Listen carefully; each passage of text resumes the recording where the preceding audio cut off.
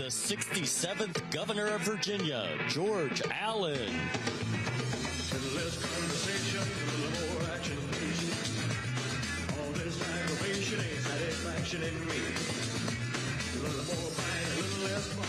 A little less bang, a little more spark. Close your mouth and open up your heart and maybe satisfy me. Satisfy me, baby.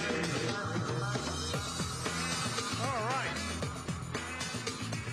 It's a great day to be alive in Virginia, and great to see all of y'all. Delegates, senators, local government officials, governors, ladies and gentlemen, freedom-loving patriots, all, are y'all fired up? And are you all ready to win to make Virginia, North Carolina, and America great again? Did any of y'all watch the debate last night? Who won the debate?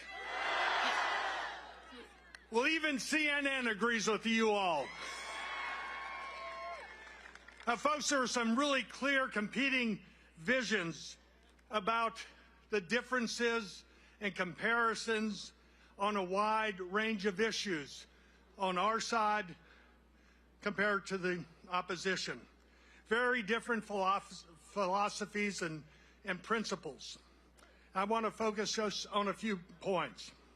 First, number one, President Trump's tax cuts of 2017 were the best tax cuts since Ronald Reagan's of 1986, and those tax cuts, regulatory reform, and productive energy policy for our country had made our country more competitive. There were more investments in Virginia. You kept, and across America.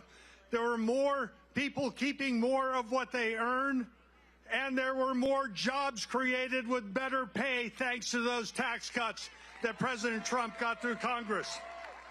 And President Trump was right last night in saying that President Biden was wrong, and he should not take credit for the bounce back in jobs. What you ought to look at is the job numbers in February of 2020 to where they are now. And the Trump tax cuts worked for Americans and all Americans. Secondly, President Trump was right to blast President Biden's COVID vax mandate on federal employees and contractors. We're not against vaccines, but we're certainly against any government or any university telling us we must have vaccine mandates for COVID as a condition of services or education. And especially disrespectful of all of the COVID vaccine mandates was President Biden discharging patriotic, brave, courageous men and women in our military if they didn't take that COVID vax mandate. That's disrespectful, and it's wrong, and doesn't follow the so-called science. Third, on energy. Our country is blessed with the most energy resources than any country in the world. There's a lot of differences there, but here's one very personal one that everyone can understand. Who ought to decide what kind of car you drive? Yeah, exactly. You should make that decision, whether you want a gasoline, diesel-powered, hybrid, battery, compressed natural gas, or corn from a jar powered vehicle. You decide. Now, the other side has these California EV mandates. Virginia was one of 14 states plus DC that had it. Thanks to a brilliant legal opinion by our outstanding Attorney General Jason Miyares, our great Governor Glenn Youngkin was able to extricate Virginia from those mandates. And now those other 13 states can continue to think that they're going to get 35% of their cars EVs just in a year and a half from now. It's impractical, it's illogical, it's idiotic. And we, the people, as free people in a free market, can make our own decisions for ourselves. So, folks, these foundational common sense, I call them Jeffersonian or Crockett or Reagan or Trump policies, work for the people. We trust free people and free enterprise. As we go forward in these elections, We need to be positive. We need to be cheerful. We need to be optimistic, because our ideas, our issues, our initiatives, our reforms improve the freedom and opportunities for all. And the reason we should be so cheerful when we're cheering and trying to get people to vote for Mayor Dyer or Congresswoman Jen Kiggans, who needs to be reelected, or Hung Cao, who I guarantee you will vote our way more than the current U.S. Senator, or President Trump, we need to be smiling, because what we're doing is helping our fellow North Carolinians, Virginians, and Americans catch their dreams. So thank all of y'all for being here and for standing strong for freedom. Thank you all. Let's go out and win.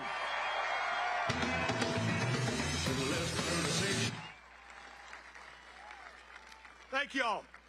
Now we're going to have two speakers. I'm going to introduce them briefly to hear their views of people from the real world and their perspectives. And the first person who's going to come up and speak to y'all is a gentleman named Chris Johns. He's a father, a family man, and a small business owner from right near here in Smithfield, Virginia. Chris, please come up.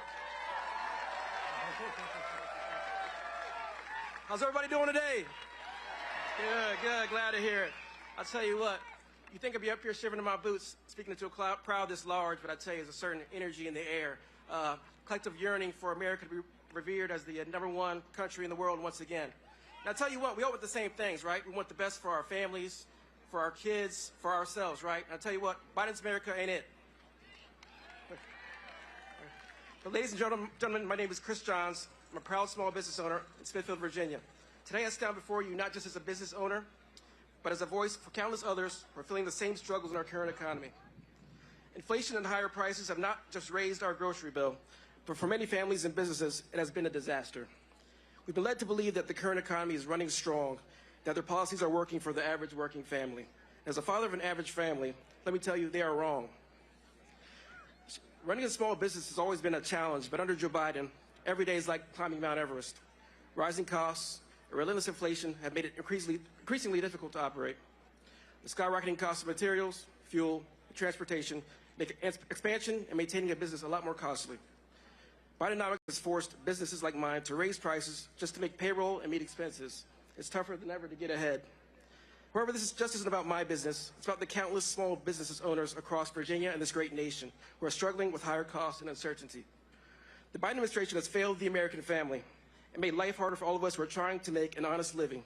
Instead of seeing growth and prosperity, we are facing higher costs with fewer opportunities. But there is hope. We have a chance to turn things around. We need a leader who understands the value of hard work and the importance of small business. America needs a businessman to get things back on track. We need Donald Trump back in the White House. Under President Trump, we saw policies that supported business owners, cut taxes, and promoted economic growth. We need that kind of leadership again. This Virginia is in play. Every vote will count. We need to vote Republican, not just for Donald Trump, but up and down the ballot. Let's elect leaders who will fight for American interests, cut regulations, and create an environment where small businesses can thrive once again. Together we can and we will send a clear message. We will reject the failures of Bidenomics, sky-high inflation, and costly mandates. And we will choose a future where small businesses are the backbone of a strong, vibrant economy. And my family and every American family can live the American dream. So we work together to make America great again. Thank you, and God bless America.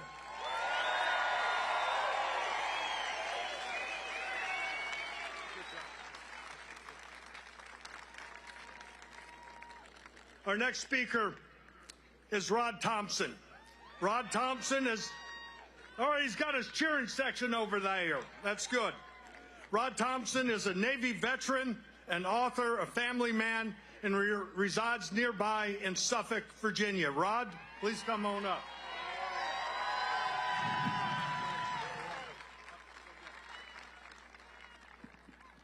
It's loose.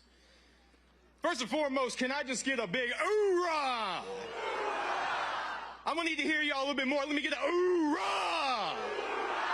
That's what I'm talking about. My name's Rod Thompson. I'm a retired Navy chief. And I am humbled to stand before you today to represent all of the angry veterans out there. As we support the 45th President of the United States, the man that will be the 47th President of the United States, Donald J. Trump. I look out at this crowd, I look at this stage, and I gotta wonder, how did I get here? How did a high school dropout from a 6 red light town in South Carolina get to the point where I'm standing on this stage right now? And I'm gonna tell you 3 answers. An almighty God,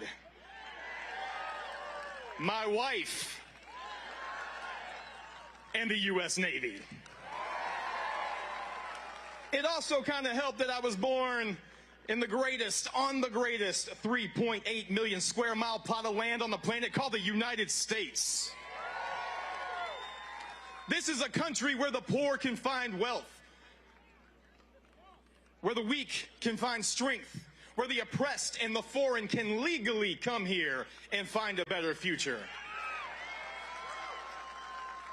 And for 23 years, my job was to defend that future. I think of my veterans in my family. My grandfather, Robert Andrew Willingham, who served in World War II. My uncle Andy Willingham, who was a frogman in Vietnam. My brother-in-law, Bill Dickinson, who was in the Marine Corps. We all signed on the dotted line to protect that future. And I gotta tell you, when I joined the Navy, I thought that's all it took. I thought all you had to do was defend the future. I thought that the divine magic that made this country great would go on in autopilot. But that's not the way it is. I was naive and I was foolish. I didn't understand that requiring freedoms takes more than the soldiers, the sailors, the Marine Corps, the airmen, the Coast Guardsmen, and new Space Guardians. It takes the citizen. It takes the artist, the lawyer, the real estate mogul. It takes the moms and the pops, the stay-home moms and the stay-home dads. Sometimes I turn on the TV or I scroll through social media and I feel like we owe every Gold Star family an apology. What has happened to this country? Did we drop the ball? Young misguided Americans are out here burning our flag and raising the flag of our adversaries? Are you serious right now? World leaders mock us and no longer respect us. America should always be the silent giant in the room keeping the peace, but we are not that anymore because we have bumbling idiocy in the White House. In Joe Biden's America, our president would rather stare at his watch than render honors at a military funeral. In Joe Biden's America, we haphazardly pull out of combat zones and cost the lives of American soldiers. In Joe Biden's America, the U.S. military has turned into a social experiment where social political ideologies override national defense and wartime readiness. Worst of all, in Joe Biden's America, the government has grown into such an overbloated monster that they don't even serve we the people anymore. And I say people with a capital P. And that capital P stands for the power that the Constitution gave every last one of us to run this country. P stands for the prosperity that we should all rise to attain. P stands for all of the patriots out here in front of me today.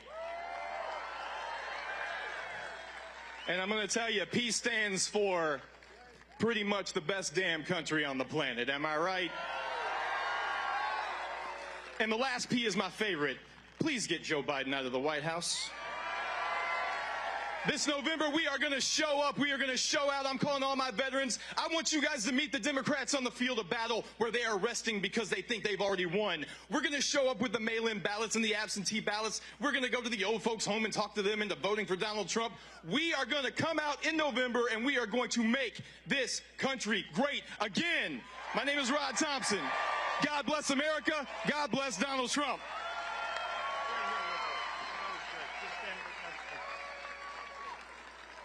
Thank you, Rod. Thank all of y'all for being here.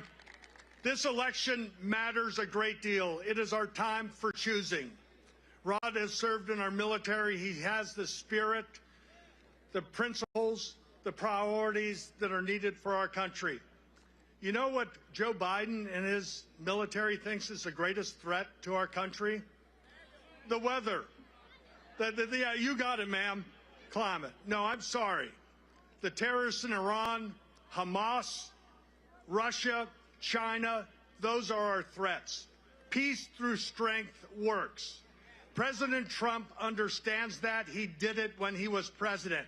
He will need people in the Congress, whether it's Jen Kiggans, and I see others, McGuire's here, just got nominated in the 5th Congressional District, Anderson in the 7th, and whatever other Republicans are running. You'll hear from Hung Cao shortly after Governor McDonald. But thank all of y'all for being here. Thank you for caring about the future of our country and standing strong for freedom. No matter the weather, it's weather for freedom-loving people. Thank you all. Fight on. Less conversation, a little more action, please. All this aggravation ain't satisfaction in me. A little more fight, a little less fun. A little less fight, a little more spark. Close your mouth and open up your heart and maybe satisfy me. Satisfy me, baby.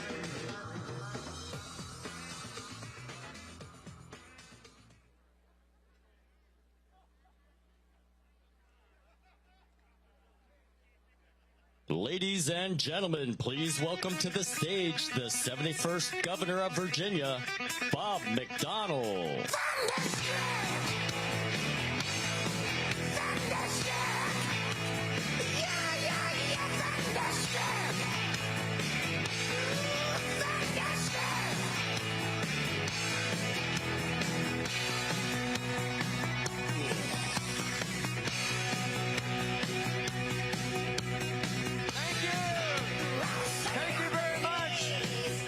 Thank you very much. Good afternoon, Chesapeake.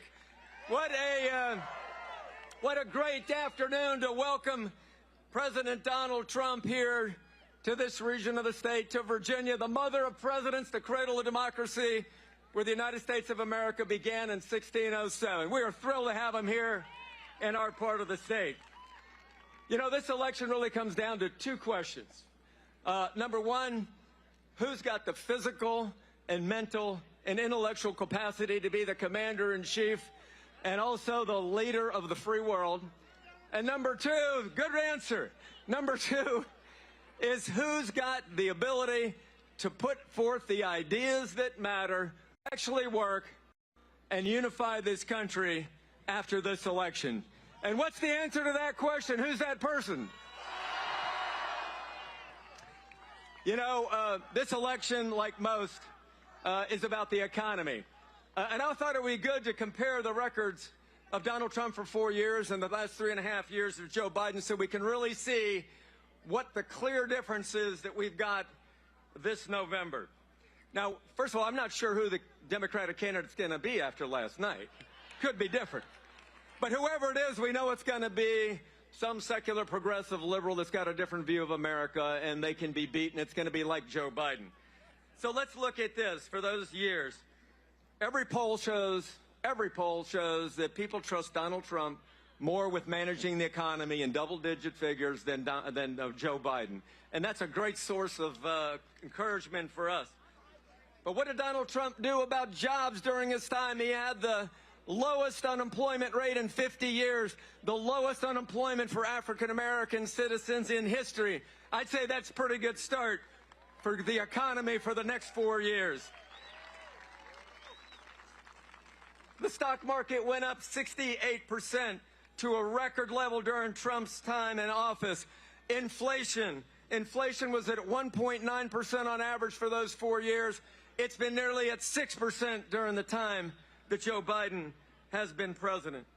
What about energy? You remember those good old days under Donald Trump where the average gas price was $2.28, $1.99 sometimes in Virginia Beach and Chesapeake. The average gas price under this president now, $3.58, nearly 40% greater than when Donald Trump was president. And how about the secure borders we had during those times of Donald Trump? Even the New York Times, that conservative bastion, has said that we've now got 2.5 million more people illegally present in the United States now than we did in 2020 when President Trump was finishing his term. Look at these numbers from the Border Patrol. In 2020, we had only 646 1,000 crossings. We're headed this year, 2024, to now almost 4.5 million illegal crossings from our southern border. And that's a disgrace, but President Trump will fix that problem. And the people coming across, there are a lot of hardworking people that want to experience the American dream, but you know what? Fentanyl is a major crisis and leading killer of young people. In 2023, under the leadership of Joe Biden with open borders, we had 27,000 pounds of fentanyl coming across the southern border, 500% more than what we had during Donald Trump. That's a disgrace that President Trump will fix. The stay in Mexico policy has now been catch and release. And what a hypocrisy it is that the liberals only scream about illegal immigration when you go to D.C., New York, or Martha's Vineyard. That's ridiculous. And President Trump will fix that problem. Think about where we are. The national debt now, highest in history. Social Security bankrupt in 10 years. So what the question is I've got for you, who do you trust more with the United States economy? 100% right. What about foreign policy after the debacle of American leaving the tarmac in Afghanistan? People lost faith in the commander-in-chief and the leader of the free world. And so what do we have today? We have Russia in Ukraine. We have Hamas slaughtering Israeli civilians. We have Iran close to a nuclear weapon. We have China rattling the saber in the Taiwan Straits. We have the military not being able to meet its recruitment goal. I could go on, but you get the picture. Ladies and gentlemen, I want to say in conclusion that Governor Allen mentioned that great speech in 1964, A Time for Choosing, by the great Ronald Reagan in support of Barry Goldwater. And this is a time for choosing 60 years after that speech, like no other in the United States of America. It's a time where we're going to choose, do we want capitalism or socialism? Are we going to want secure borders or no borders at all? Do we want unlimited spending and debt, $35 trillion, record high under Joe Biden, or do we want to have fiscal restraint?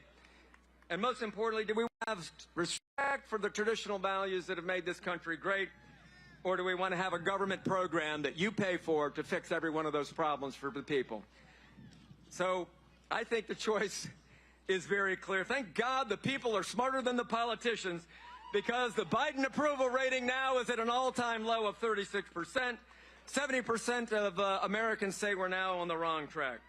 But ladies and gentlemen, we can't win without you. You have to do the hard work of freeing this next couple months to support President Trump and Bobby Dyer and Hung Cao and Jen Kiggans and Mr. Anderson and all the people that are here. Get a sign, tell your neighbor, go to the polls, vote, and tell people that the United States of America needs Donald Trump. Thank you very much, and God bless you.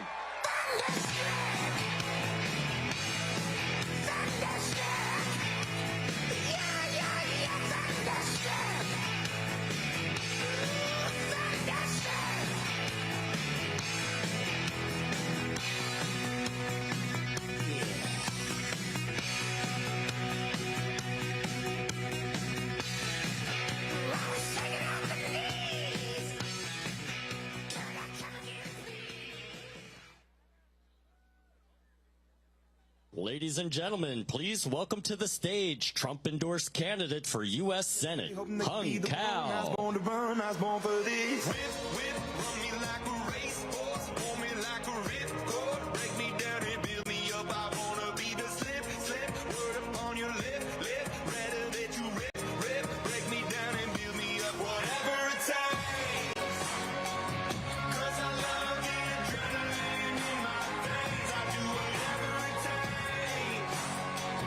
'cause I love how it feels when I break. Hello, Hampton Roads. It's so great to be here, where we spent 3 tours of duty here, and most of our kids were born right here.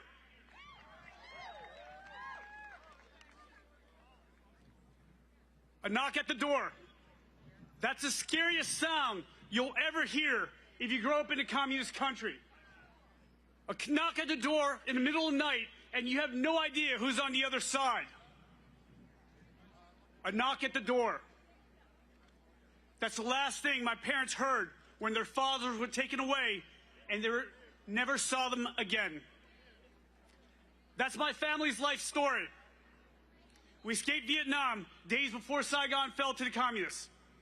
We were given a new life, the most generous country on earth. America saved my life.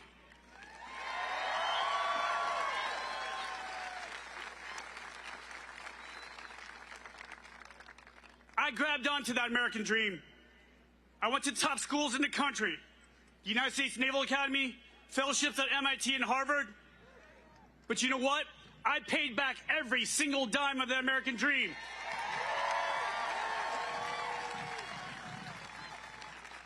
I paid it back with 25 years of service in the United States Navy as a Special Operations Officer.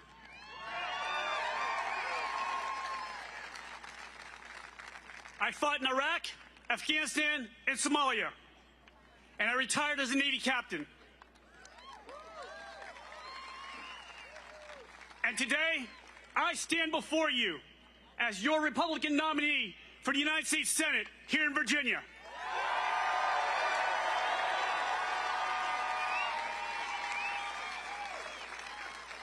Only in America can this happen.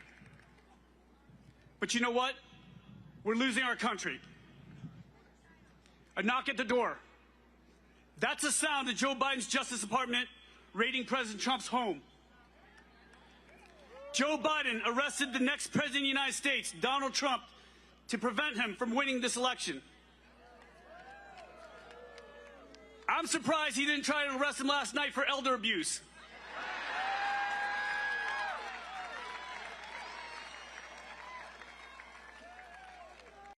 You know what? Joe Biden's right. Democracy is under attack. The problem is, he's the son of a bitch that's doing it.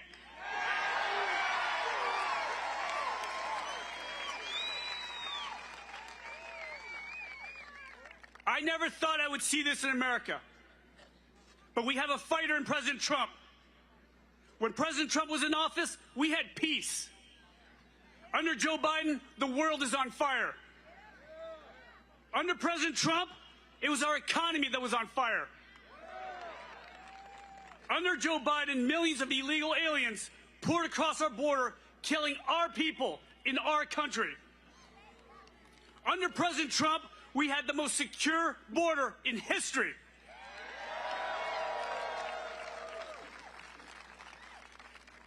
When President Trump is reelected in November, I will join him as a U.S. Senator.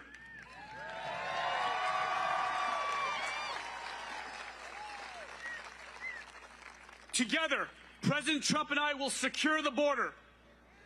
We will deport illegal aliens who should never have been in this country. Let me be very clear to anyone who comes to this country, from one immigrant to another. Don't ask for the American dream if you're not willing to obey the American laws and embrace the American culture.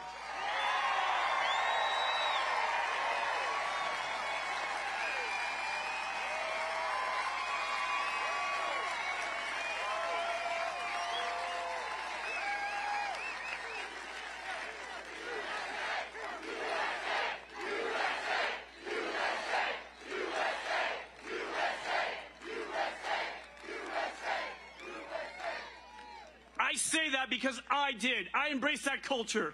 And you know what? I wrote a blank check up to including my life to protect this country because I love it so much. That's what every immigrant should do. Because I know what it's like to wake up one day without a flag to stand under or a country to call my own. And I'll be damned if that happens to my kids, your kids, or our grandchildren.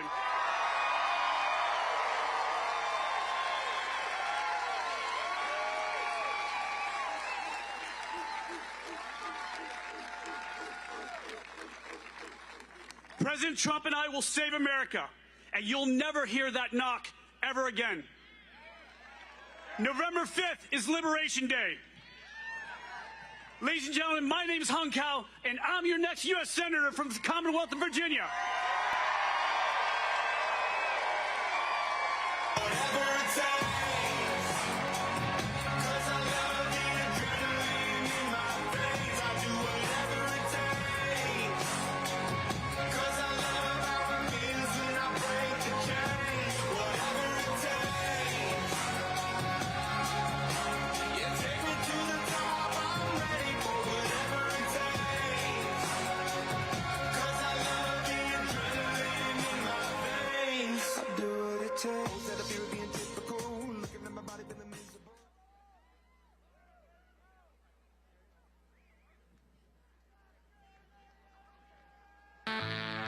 Ladies and gentlemen, please welcome to the stage Governor Glenn Youngkin.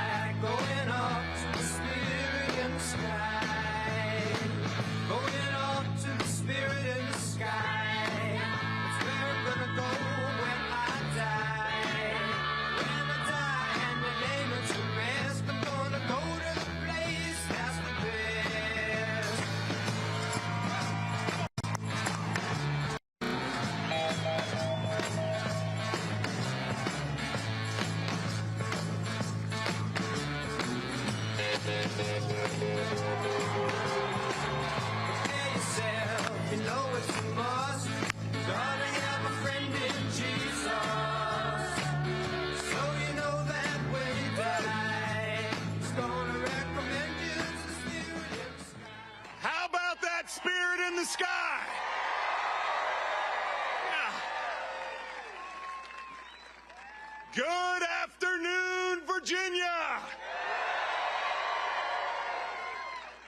Hey, friends, I think this is the best Trump rally ever.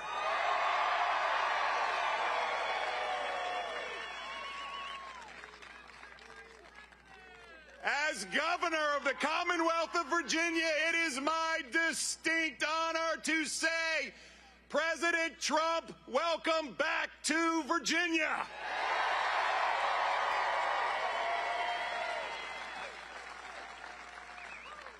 Come on, Virginia, the home of American democracy, the cradle, the home of George Washington, Thomas Jefferson, James Madison, Patrick Henry. Give me liberty or give me death.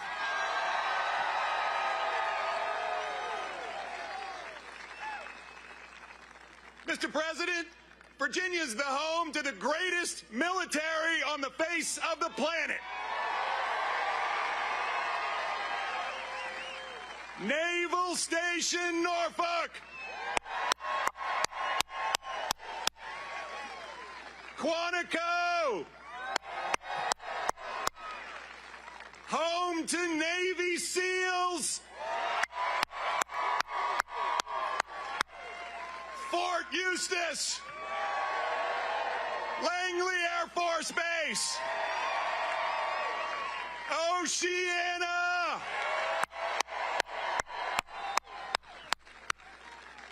And Virginia is the home to 700,000 of the most amazing Americans on the planet, our veterans. Let's hear it for our vets. Come on now. Woo!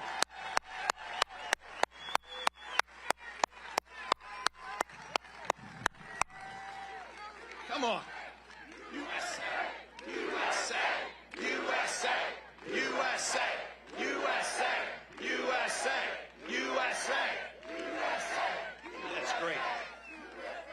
Mr. President, Virginians know who we are. We are people who believe that there is dignity in work and therefore jobs matter. Mr. President, in Virginia, we back the blue.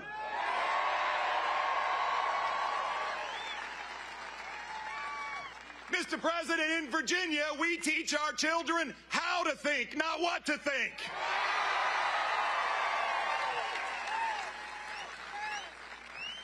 Mr. President, in Virginia, parents matter.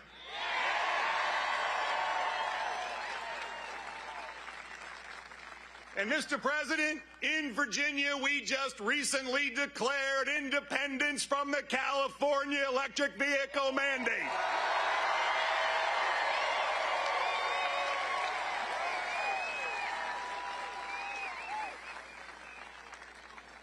Mr. President, 8 years ago, you left your business career and you built a great America. And in Virginia, we are going to work to elect Donald Trump back into the White House.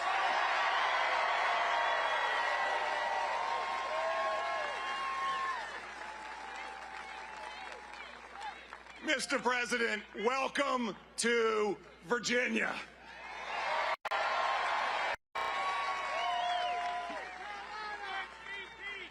Okay, who won the debate last night? Are you ready to retire Joe Biden? And are you ready to elect Donald Trump the next president of the United States?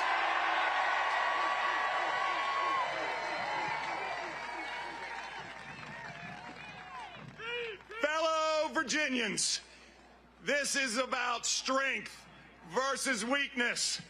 Strength versus weakness. We have seen the weak America that Joe Biden has created, and we all lived through the strong America that Donald Trump built.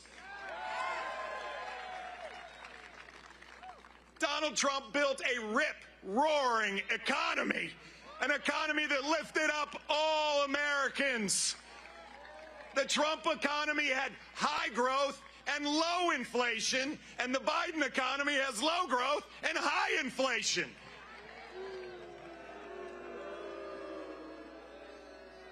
President Trump handed Joe Biden an economy with 1.4% inflation, and it took Joe Biden no time to get it to 9%. Mortgage rates were below 3%, and now they're over 7%. And gas prices are up 40%. Come on, Virginians, this is easy. Success versus failure, strength versus weakness. President Trump had a secure border. The Biden border has thousands of people running over it every day, causing chaos across America. Every state is a border state. Terrorists, drugs, violence. Friends, just a few months ago, a 14-year-old girl, she was sexually assaulted in Virginia by a Venezuelan illegal immigrant. Yeah, boo. Laken Riley was murdered in Georgia. Rachel Morin, a mother of 5 from Maryland, was assaulted and murdered. And just recently, Jacqueline Nungray, a 12-year-old girl in Texas, was assaulted and murdered by 2 illegal immigrants. Friends, our hearts break for these families. Our souls pour out to them. Our prayers are lifted up for them. And we ask that God Almighty has grace and mercy upon them. Friends, this must stop now, and President Donald Trump will stop it, and Joe Biden will not.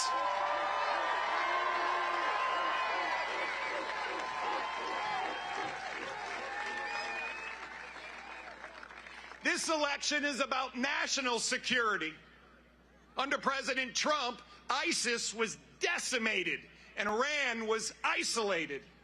Under Joe Biden, Iran has been strengthened and terrorists have been emboldened. We have war in Ukraine, we have war in Israel, and we have China threatening war in Taiwan. Friends, this is about strength versus weakness. We must put strength back in the White House and elect Donald Trump president of the United States.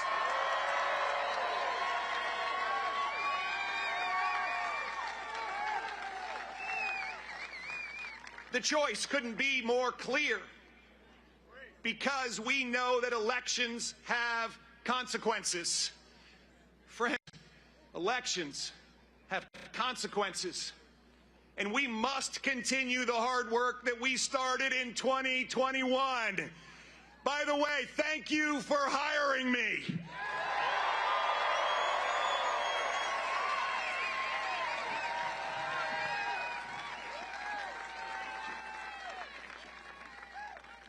But we have more work to do.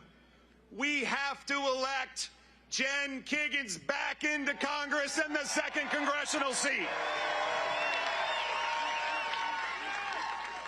And my friend Jen Kiggans goes to work every single day for our 2nd congressional district, for Virginia, and for America. Let's hear it for Jen Kiggans.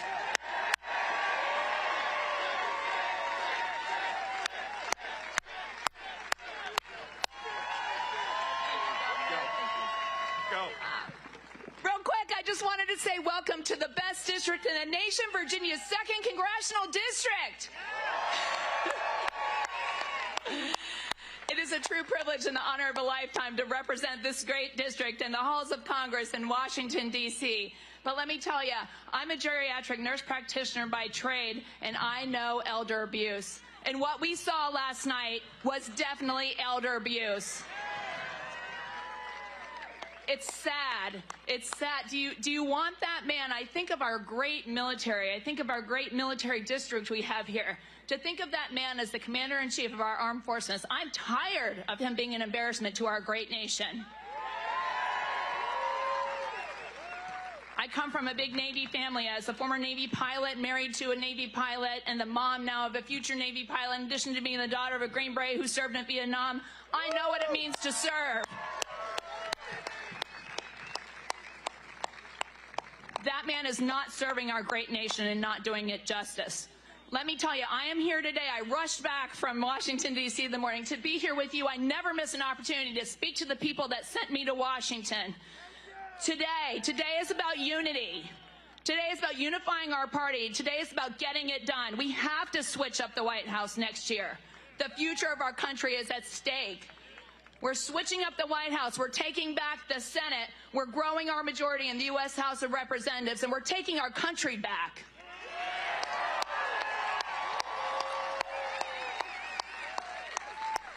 I always talk about politics being a team sport. It is an honor to have all the great people on this stage on my team. It is an honor to have each and every one of you on my team. With each and every one of us working very hard, we will get this done in November. So remember that. It starts today. We take back our country in November. God bless each and every one of you. God bless our great Commonwealth. God bless our great nation, the United States of America. Thank you.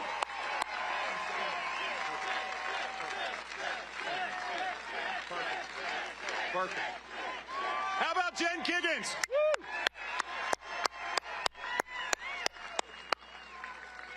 But friends, we have a lot more work to do. We have a chance to flip the 7th Congressional District, and Derek Anderson is with us today, and Derek Anderson is going to go to Congress, and one more Green Beret in Congress is what we need. And we are going to send Hung Cao to the Senate. The work is clear. We must extend our majority in the U.S. House of Representatives. We must flip the Senate, and we must elect Donald J. Trump, the next president of the United States. See, at the end of the day, friends, we know we want a strong America, not a weak America. And Virginians know what a strong America looks like. A strong America has the world's strongest economy. A strong America has energy independence. We use our American resources to have energy dominance around the globe. A strong America understands that we back the blue and we stand for law enforcement.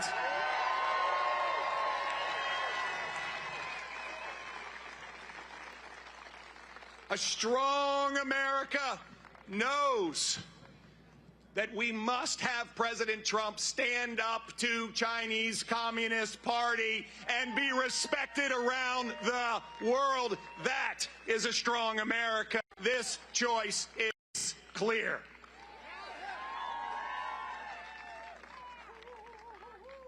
My fellow Virginians, in 1776. The American spirit was let free. A spirit of freedom, a spirit of liberty, a spirit of prosperity. And that American spirit was inscribed in the most important document ever written in this hemisphere. We hold these truths to be self-evident, that all men are created equal and that we are endowed by our Creator with certain unalienable rights. And among them are, and you all know this, life, liberty, and the pursuit of happiness.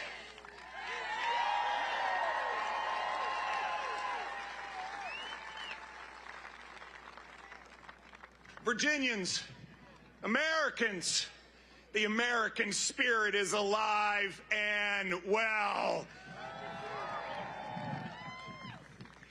I had a friend who once told me that all roads lead through Hampton Roads. Well, let me tell you, North Carolina, you're about right, too, because you are here and you're about to help elect Donald J. Trump into the White House.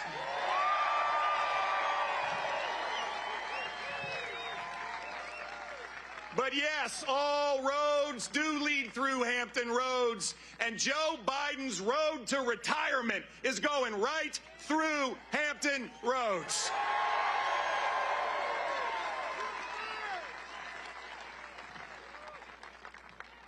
My friends, it is time to elect strength back into the White House. And in just a few minutes, let's join together and welcome the next president of the United States, Donald J. Trump. God bless you. Thank you.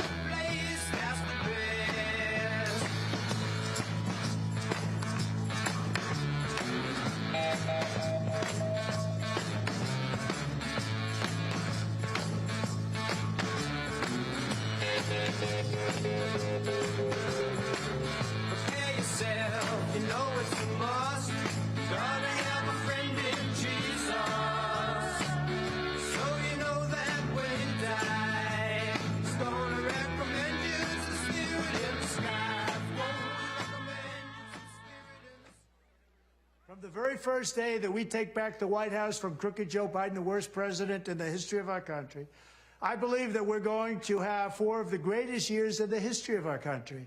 I will once and for all secure our elections. We're going to go to paper ballots. We're going to have same-day voting, voter ID. We're going to do it properly. We're going to have good, secure, beautiful elections. We never want what happened in 2020 to happen again. But until then, Republicans must win. And we must use every appropriate tool available to beat the Democrats. They are destroying our country. Whether you vote early, absentee, by mail, or in person, we are going to protect the vote. That's the most important thing we have to do, is protect the vote. Keep your eyes open, because these people want to cheat, and they do cheat. And frankly, it's the only thing they do well. We will make sure your ballot is secure and your voice is heard. Many Republicans like to vote on Election Day, and we must swamp the radical Democrats' massive turnout on Tuesday, November 5th.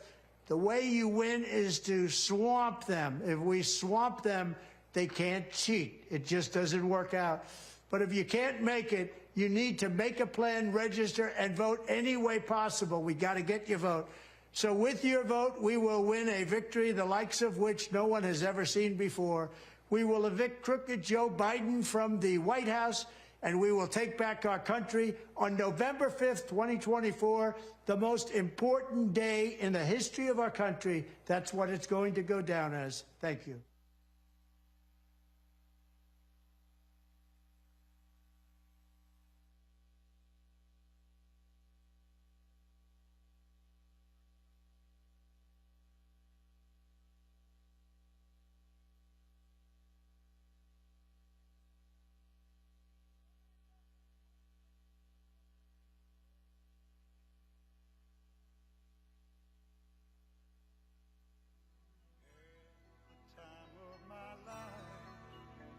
I never felt like this before. Yes, I swear it's a truth, and I owe it all to you. 'Cause I had the time of my life, and I owe it all to you.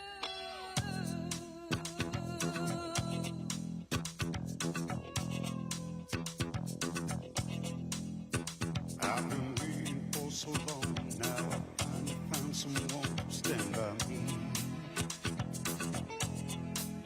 We saw the writing on the wall as we felt this magical fantasy.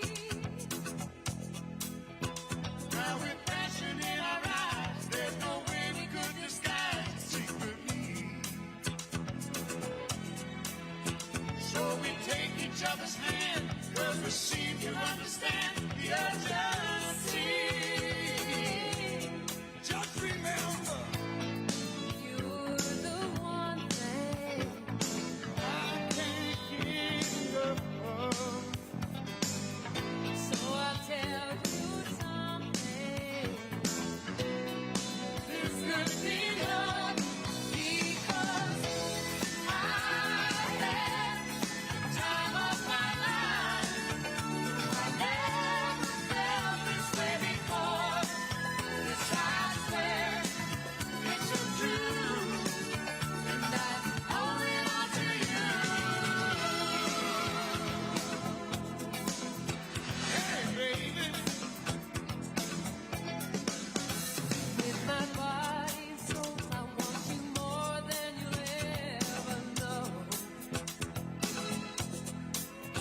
So we'll just let it go. Don't be afraid to lose control. No. Yes, I know it's on your mind when you say, stay with me tonight. And remember, you're the one thing I can't get enough of. So I'll tell you something.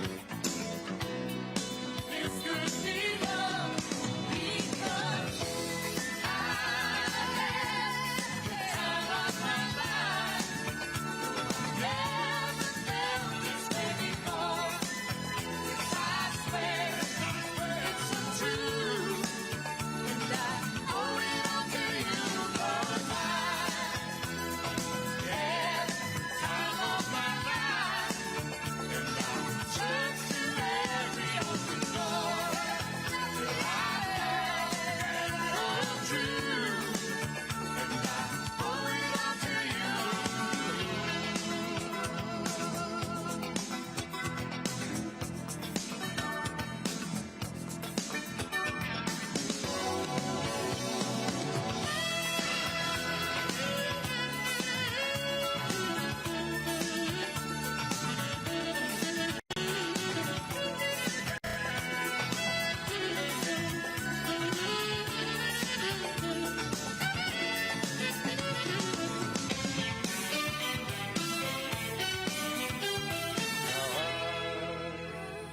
Had the time of my life. No, I never felt this way before. Yes, I swear it's a truth, and I owe it all to you. I had the time of my life. No, I never felt this way before. Yes, I swear it's a truth, and I owe it all to you. 'Cause I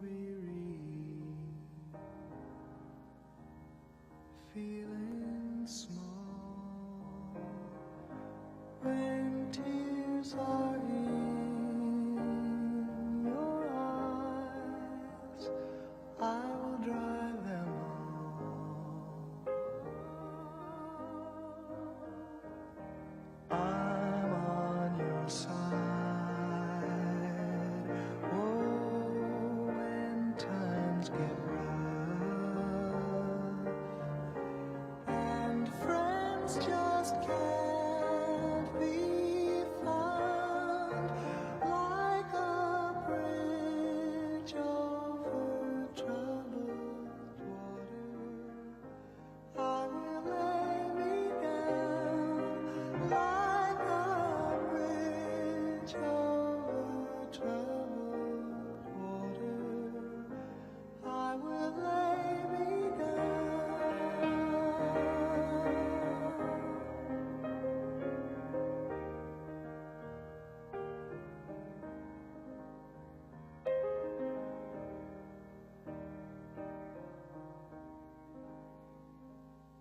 When you're down and out,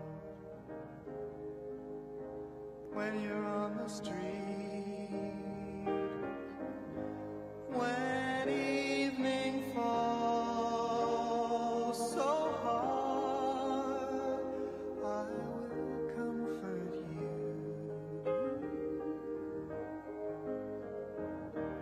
I'll take your part. Oh, when darkness comes and pain is all around, like a bridge over troubled water, I will lay me down like a bridge over troubled water. I will lay me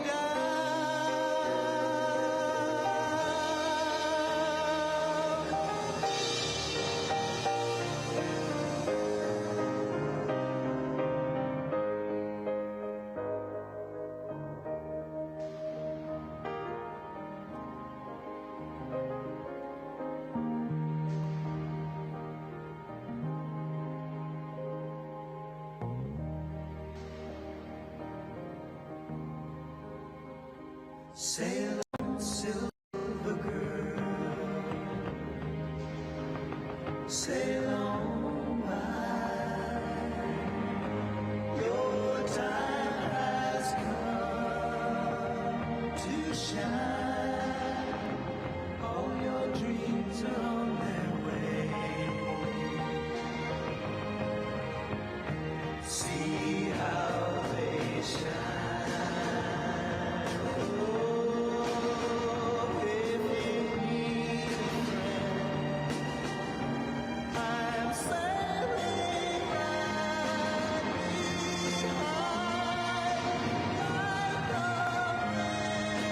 Joe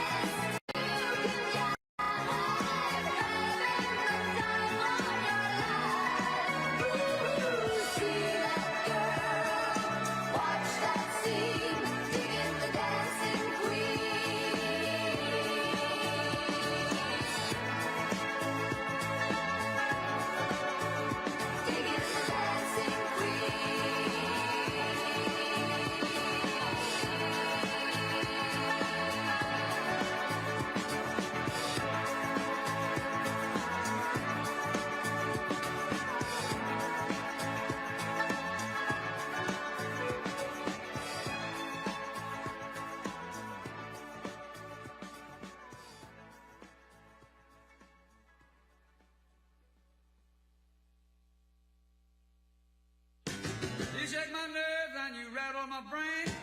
Too much love drives a man insane.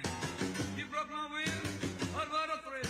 Goodness, your records just quitting balls of fire. I let you love all I thought it was funny. You came along and you moved me, honey. I changed my mind, love is fine. Goodness gracious, just quitting balls of fire. You kiss me, baby. Ooh, it feels good. Hold me, baby. Girl, just let me love you like a lover should. You're fine, so kind. I'm gonna tell this world that you're mine, mine, mine, mine. I took my nails and I twiddle my thumb. I'm real nervous, but it sure is fun. Come on, baby, you drive me crazy. The goodness gracious, just quit balls of fire.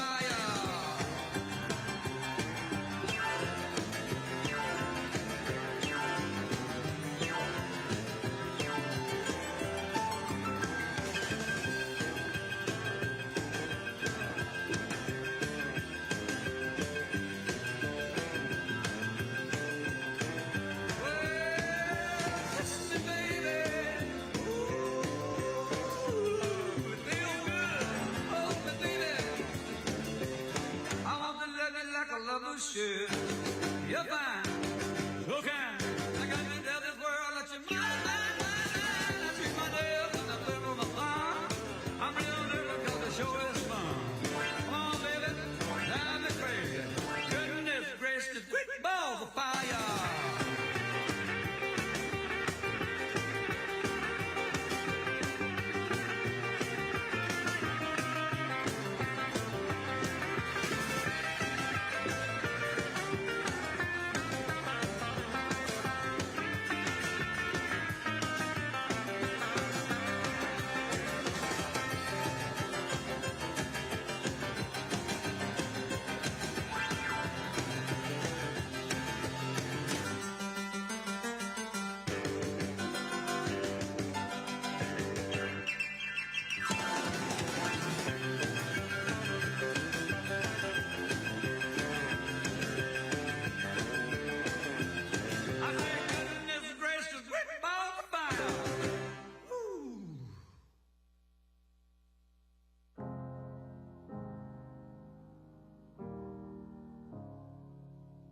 Hello, it's me. I was wondering if after all these years you'd like to meet to go over everything. They say that time's supposed to heal ya, but I ain't done much healing. Hello, can you hear me? I'm in California dreaming about who we used to be when we were younger and free. I've forgotten how it felt before the world fell at our feet. There's such a difference between us and a million miles.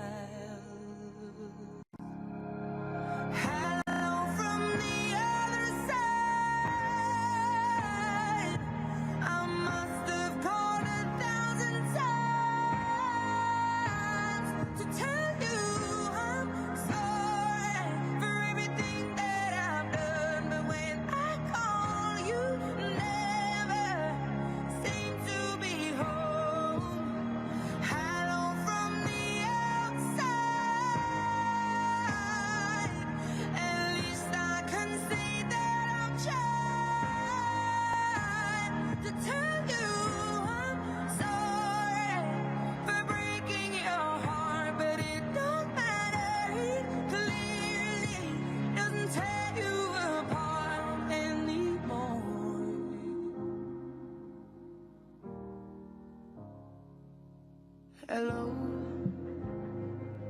how are you? It's so typical of me to talk about myself. I'm sorry. I hope that you're well. Did you ever make it out of that town where nothing ever happened? It's no secret regret that the both of us are running out of time. So hello from the other side. I must have called 1,000 times to tell you I'm sorry for everything that I've done. But when I call, you never seem to be home. Hello from the outside. At least I can say that I've tried to tell you I'm sorry for breaking your heart, but it don't matter. It clearly doesn't tear you apart anymore.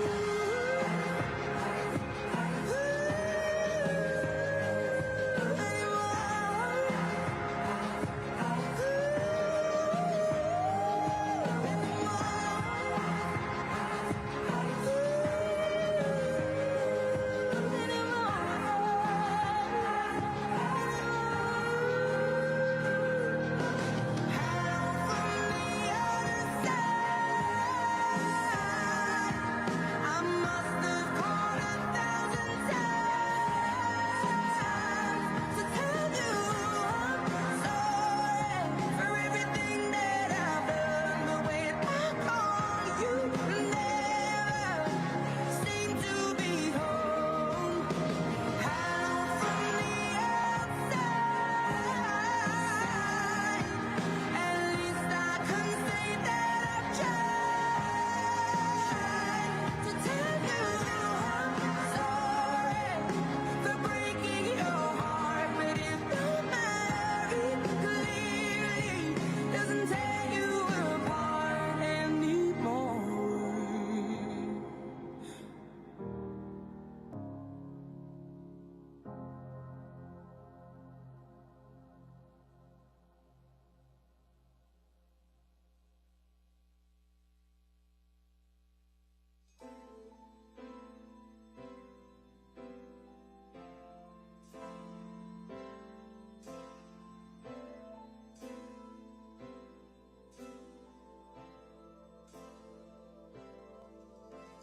I've been alone with you inside my mind, and in my dreams I've kissed your lips 1,000 times. I sometimes see you pass outside my door. Hello, is it me you're looking for? I can see it in your eyes, I can see it in your smile. You're all I've ever wanted, and my arms are open wide. 'Cause you know just what to say, and you know just what to do. And I want to tell you so much I love you.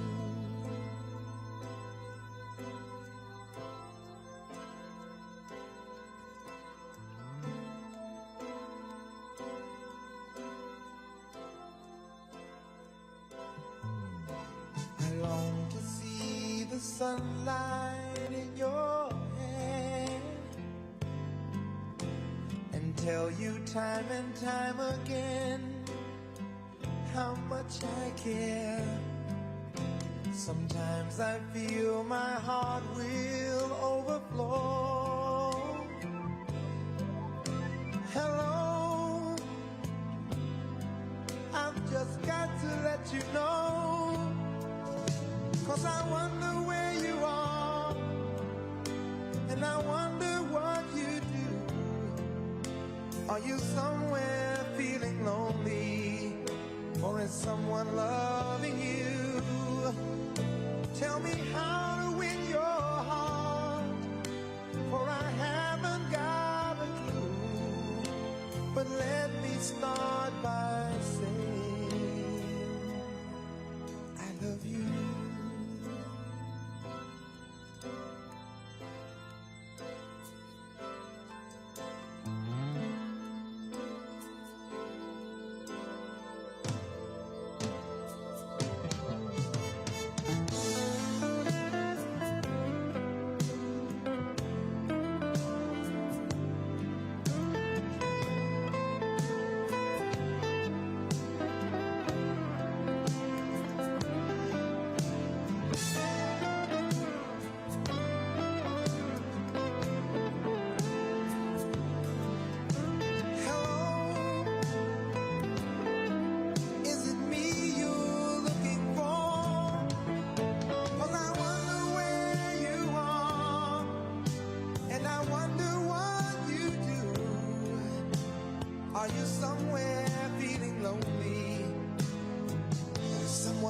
you.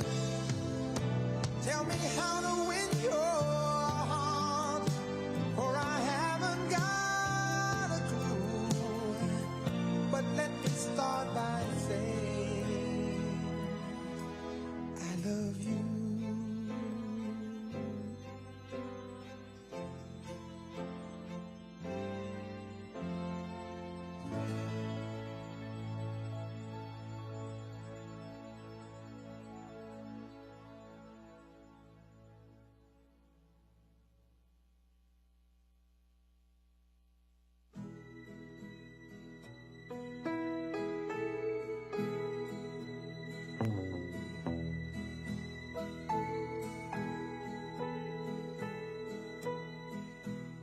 I can think of younger days when living for my life was everything a man could want to do.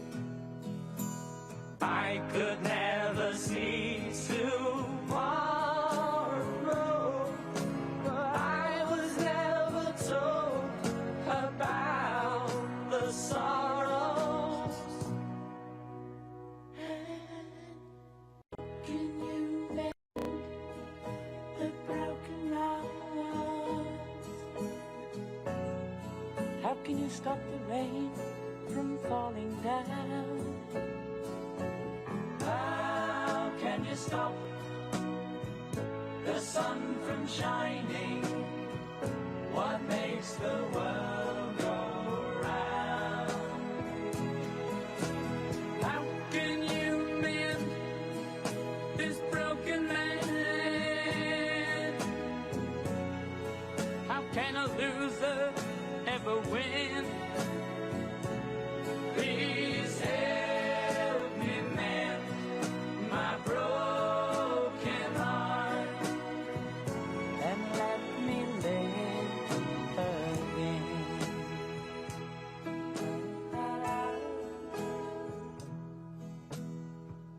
I can still feel the breeze that rustles through the trees, and misty memories of days gone by.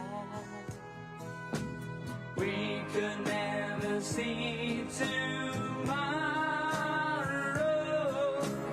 No one said a word about the sorrow. How can you mend the broken heart? How can you stop the rain from falling down? How can you stop the sun from shining? What makes the world go round? And how can you mend this broken man? How can a loser ever win? Please help me mend my broken heart And let me live again.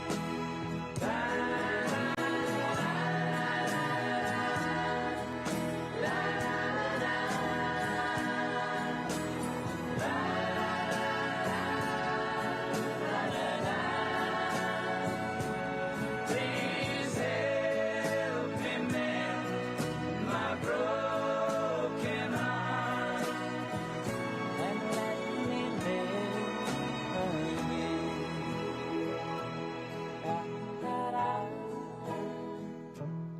Da da da da da da da da da da da.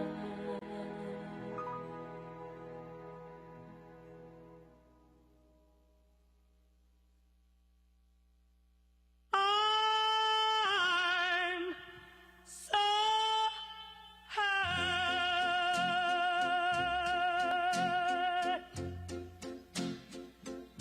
To think that you lied to me. I'm hurt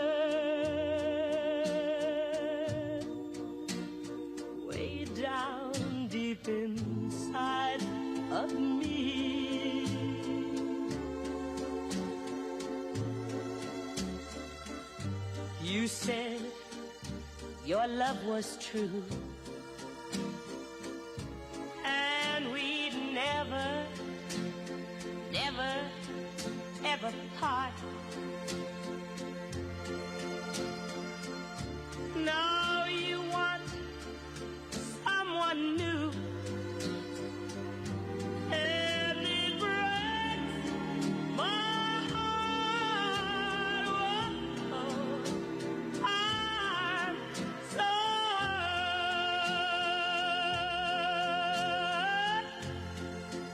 Much more, oh, than you'll ever know. Yes, darling, I'm so hurt because I still love you so. But even though you hurt me like nobody else could ever do, I would never, ever hurt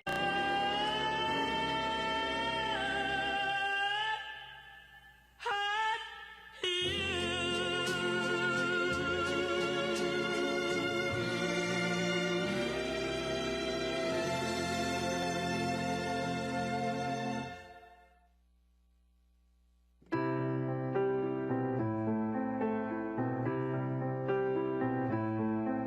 I've heard there was a secret chord that David played and it pleased the Lord, but you don't really care for music, do you? It goes like this: the fourth, the fifth, the minor fall, the major lift, the baffled king composing hallelujah, hallelujah, hallelujah, hallelujah, hallelujah.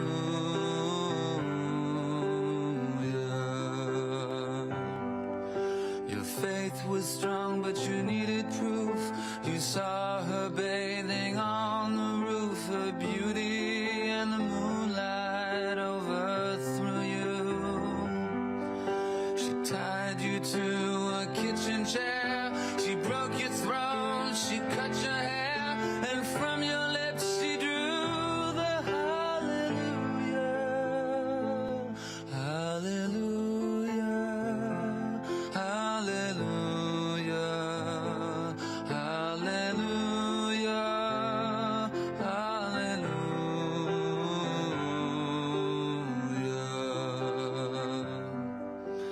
Maybe I have been here before. I know this room, I've walked this floor. I used to live alone before I knew you.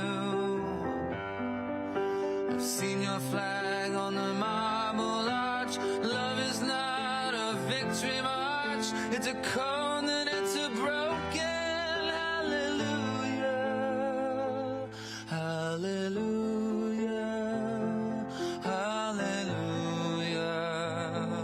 hallelujah, hallelujah.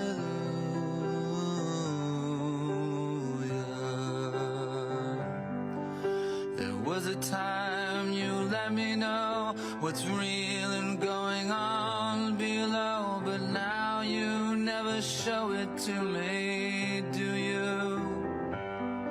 And remember when I moved in you, the holy dark was moving too, and every breath we drew was hallelujah, hallelujah, hallelujah, hallelujah, hallelujah.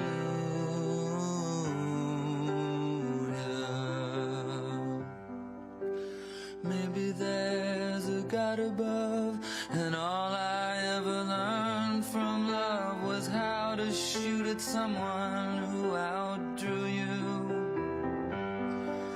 It's not a cry you can hear at night. It's not somebody who's seen the light. It's a cold and it's a broken hallelujah. Hallelujah. Hallelujah. Hallelujah. Hallelujah. Hallelujah.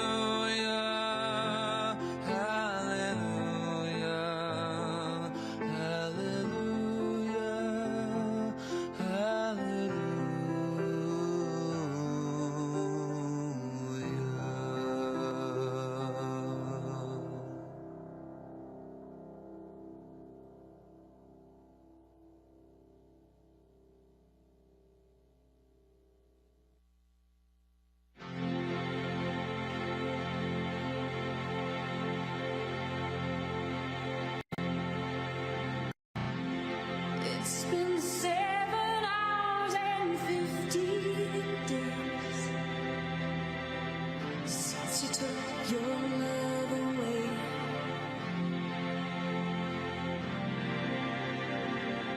I go out every night and sleep all day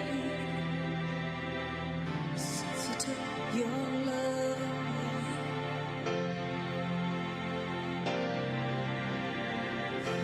Since you've been gone, I can do whatever I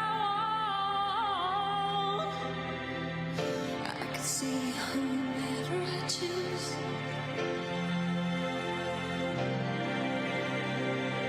I can eat my dinner in a fancy restaurant, but nothing, I said nothing can take away these blues. 'Cause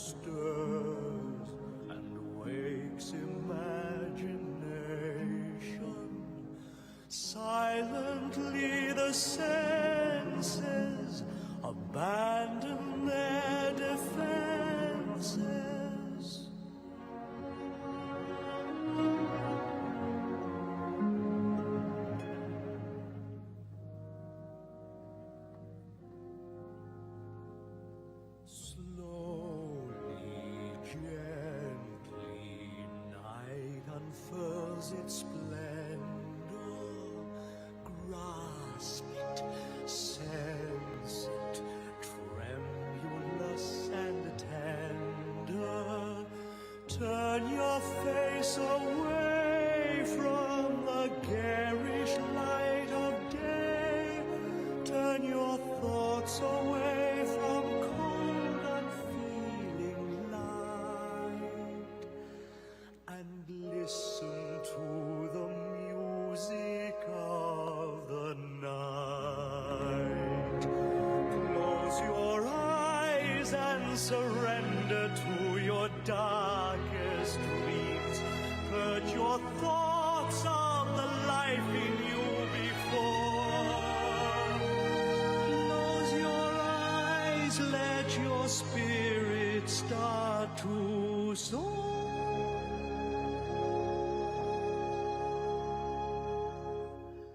And you'll live as you've never lived before. Softly, deftly, music shall surround you. Feel it, hear it, closing in around you. Open up your mind, let your fantasies unwind in this darkness which you know you cannot fight. The darkness of the music of the night. Let your mind start a journey through a strange new world. Leave all thoughts of the world you knew before. Let your soul take you where you long to be.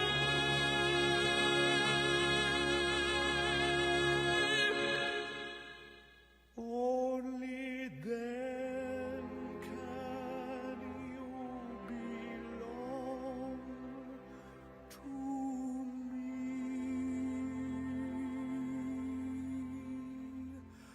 Floating, falling, sweet intoxication. Touch me, trust me, savor each sensation. Let the dream begin, let your darker side give in to the power of the music that I write. The power of the music of the night.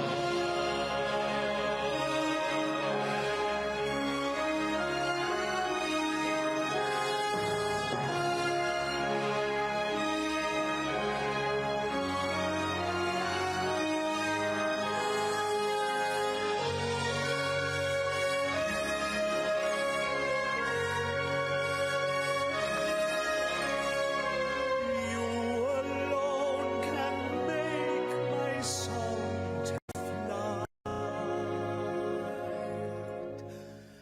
Help me make the music of the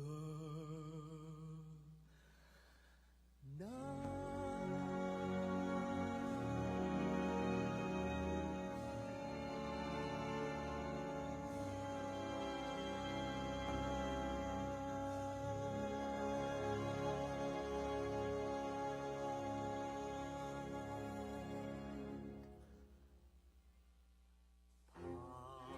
Past the point of no return, no backward glances. The games we've played till now are at an end. Past no thought of if or when, no use resisting. Abandon thought and let the dream descend. What raging fire shall flood the soul? What rich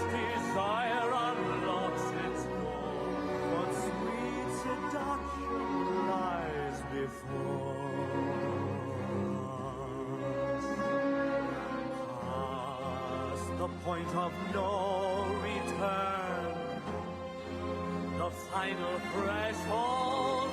What woman-spoken secrets will we learn beyond the point of no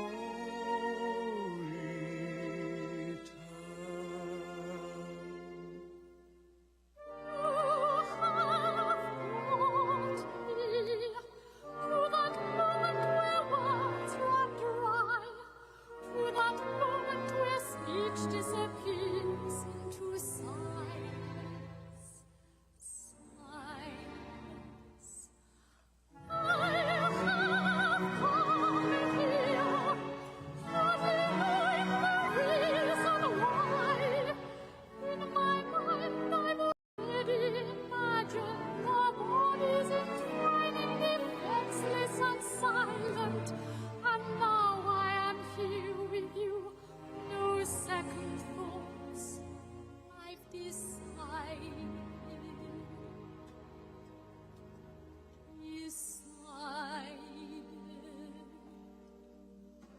Past the point of no return, no going back now. Passion has now at last begun.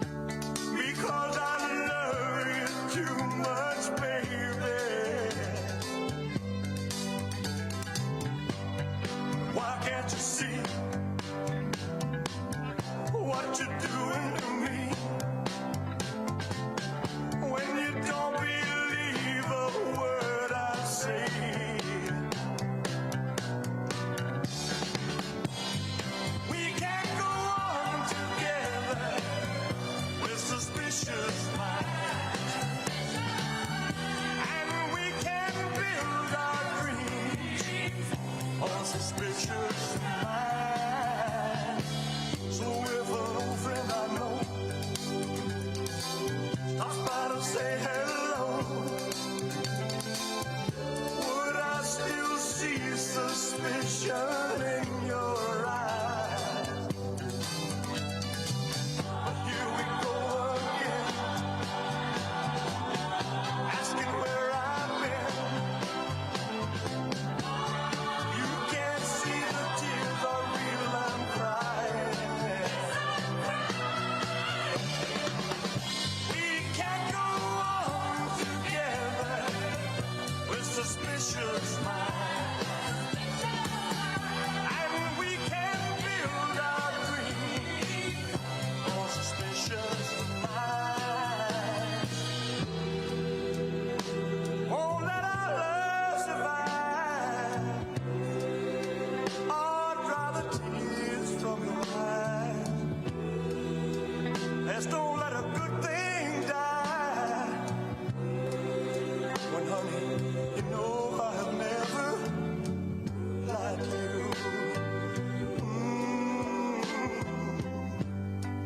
Yeah. We're caught in a trap. I can't walk out because I love you too much, baby. Why can't you see what you're doing to me? When you don't believe a word I say, don't you know I'm caught in a trap? I can't walk out because I love you too much, baby. Don't you know I'm caught in a trap? I can't walk out because I love you too much, baby. Don't you know I'm caught in a trap? I can't walk out because I love you too much, baby.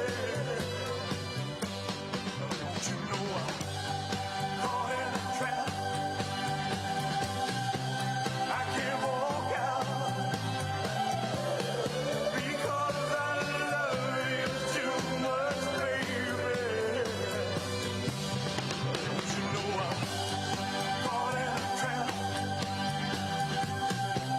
I can't walk out because I love you too much, baby. Don't you know I'm caught in a trap? I can't walk out because I love you too much, baby. Don't you know I'm caught in a trap?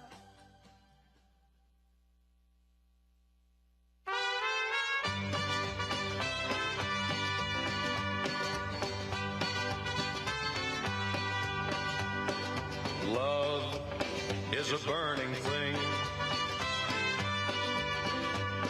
and it makes a fiery ring. Bound by wild desire, I fell into a ring of fire. I fell into a burning ring of fire. I went down, down, down, and the flames went higher.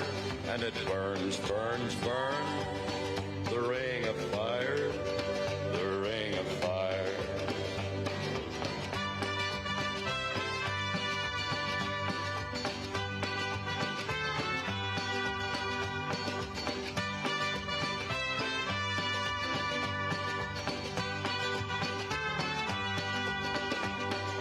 I fell into a burning ring of fire.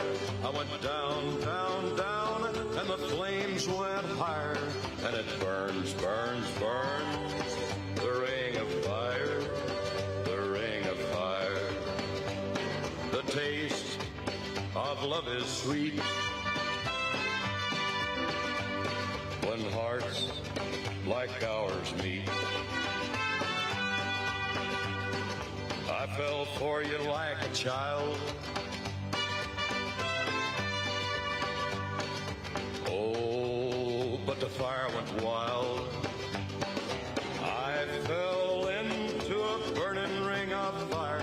I went down, down, down, and the flames went higher.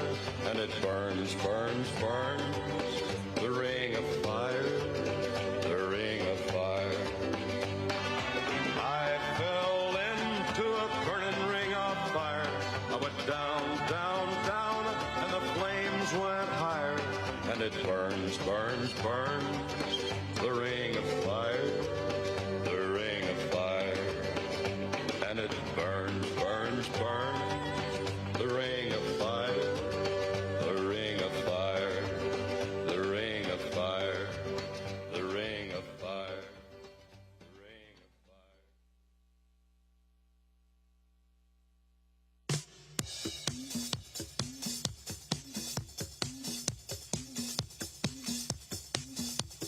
Body, body, wanna feel my body, baby. Such a thrill, my body, yeah, yeah. Wanna touch my body, baby. It's too much, not too much, my body, yeah, yeah. Check it out, my body, baby. Touch my body, yeah, yeah. Talking about my body, well, listen up. Every man wants to be a macho, macho man. Just have the tiny body, always in demand. Jogging in the mornings, go man go. Workouts in the health spa, muscles glow. You can best believe that he's a macho man. Ready to be down with anyone he can. Hey, hey, hey, hey, hey. Macho, macho, macho man, yeah. I got to be a macho. I got to be a macho, macho man, yeah. I've got to be a macho. Ow.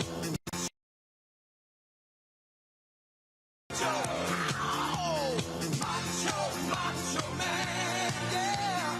I've got to be a macho man. Macho, macho man, hey, hey. I've got to be a macho.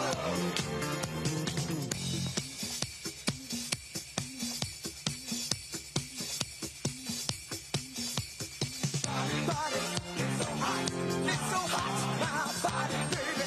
Not to bar, my body, yeah, yeah. Love to please my body, baby. Don't you tease my body, yeah. You adore my body, baby. Come explore my body, yeah, yeah. Me back on my body, baby. So good, hey. You can tell him macho, he has a funky walk. His western shirts and leather always look so raw. Funky with his body, he's a king. Call him Mr. Ego, dig his chains. You can best believe that he's a macho man. He likes to be the leader, he never just grants. Hey, hey, hey, hey, hey. Macho, macho, macho man, yeah. I got to be a macho. I got to be a macho, macho man, yeah. I've got to be a macho. All right, macho, macho man, yeah, yeah. I've got to be a macho man. Macho, macho man. I've got to be a macho. All right.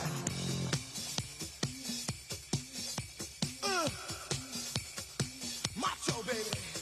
Body, body, body. All right. Body, wanna feel my body. Wanna feel my body, baby. Body. All right. Body, wanna feel my body. Wanna feel my body.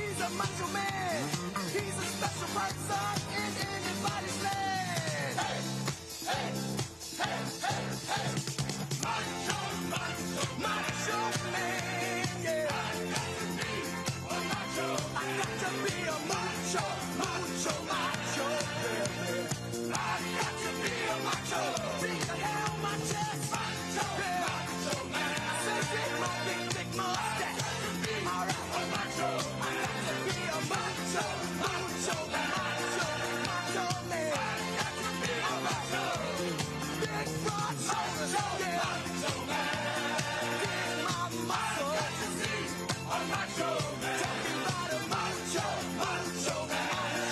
Macho man. I've got to be a macho. Hey. Macho, macho man.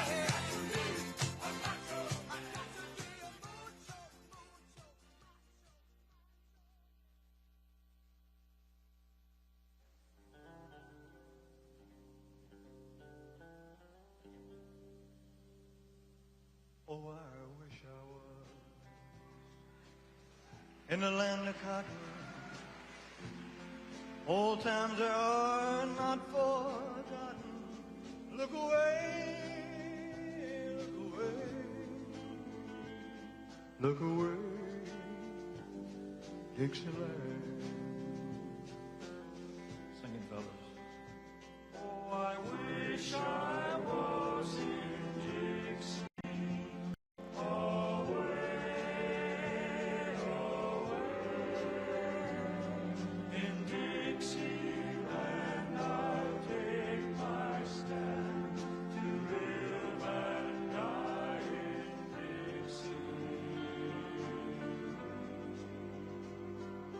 Dixieland, I was born early, Lord, one frosty morn. Look away, look away, look away, Dixieland. Glory, glory.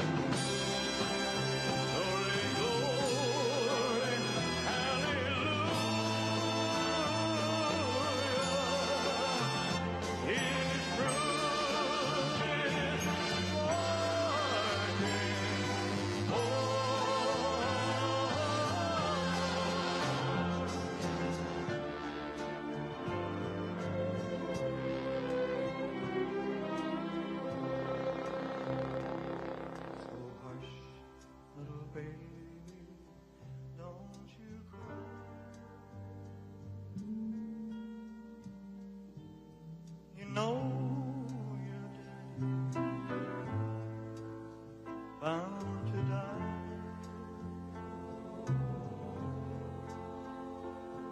but all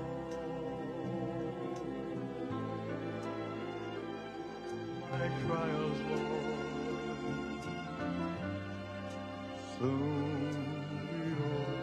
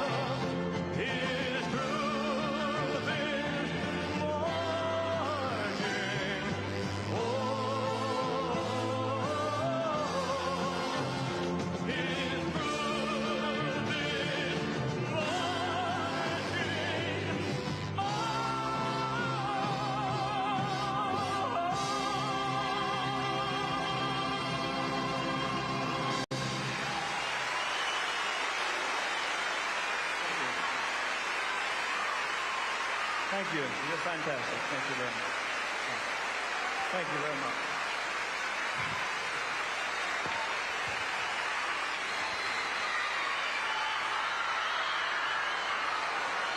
Thank you.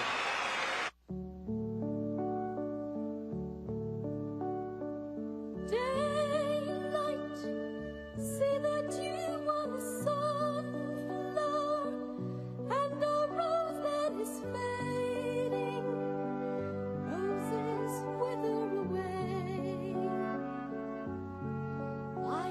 the sunflower, I yearn to turn my face to the dawn. I am waiting for the day. Now, old Deuteronomy, just before dawn, through a silence you feel you could cut with a knife, announces the cat who can now be reborn and come back to a different Jellicle life.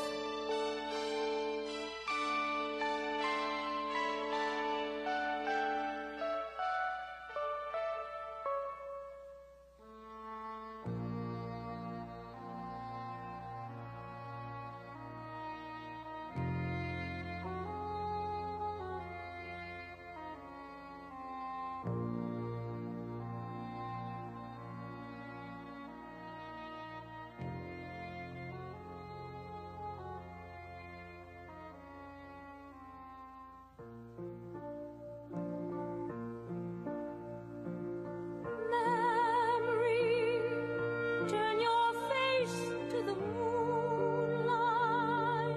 Let your memory lead you. Open up, enter in. If you find there the meaning of what happiness is, then a new life will begin. Memory, all alone in the moonlight, I can smile at the old days. I was beautiful then. I remember a time I knew what happiness was. Let the memory live again.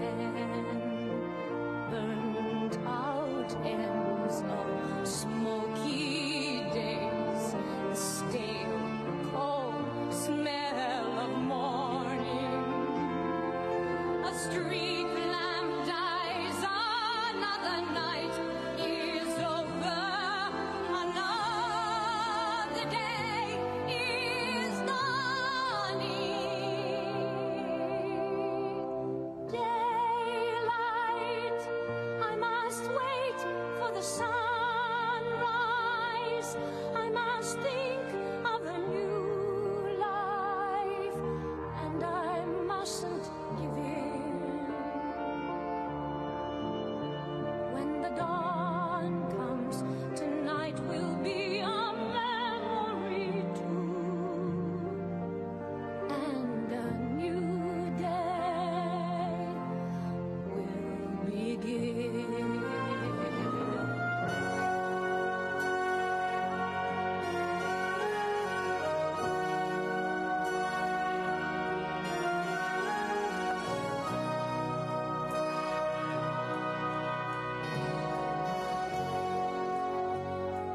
Sunlight through the trees in summer, endless masquerading, like a flower as the dawn is breaking. The memory is fading.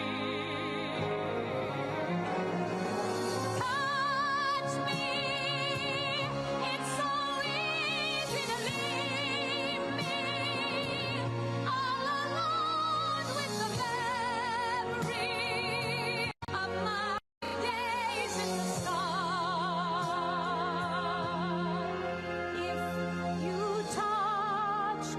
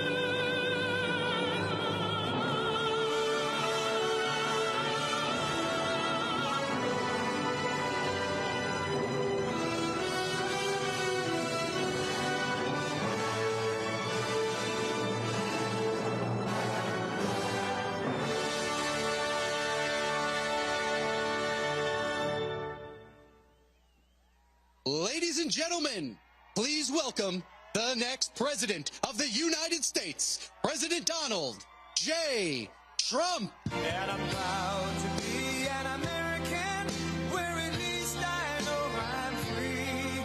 And I won't forget the men who died, who gave that right to me. And I gladly stand up next to you and defend her still today.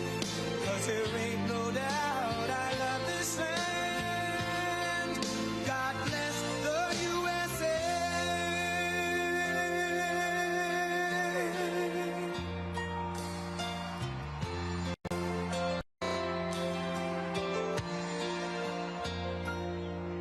From the lakes of Minnesota to the hills of Tennessee, across the plains of Texas, from sea to shining sea, from Detroit down to Houston and New York to LA, where there's pride in every American heart, and it's time we stand and say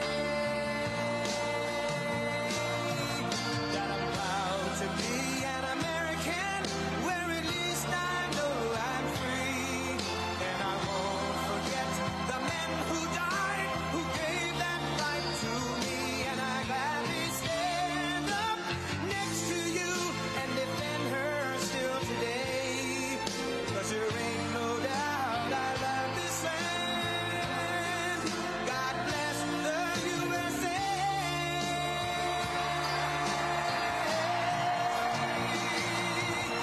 And I'm proud to be an American, where at least I know I'm free. And I won't forget the men who died, who gave that right to me. And I gladly stand up next to you and defend her still today. 'Cause there ain't no doubt I love this land. God bless the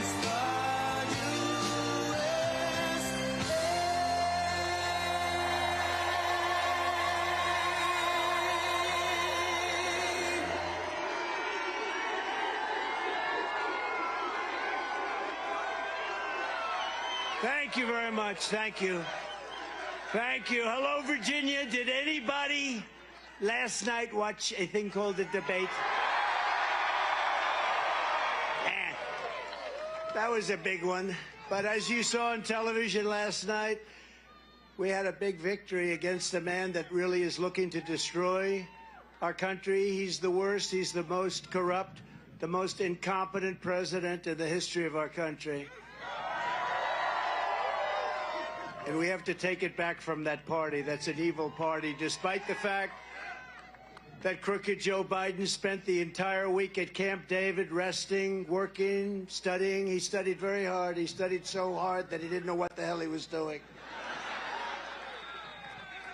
He got the debate rules that he wanted. He got the date that he wanted. He got the network that he wanted with the moderates he wanted. No amount of rest or rigging could help him defend his atrocious record. It's not defensible. I don't care who you were. You could be the late, great Clarence Darrow. Has anyone ever heard of Clarence Darrow? He was known as quite a good debater. Not as good as your governor, but that's okay.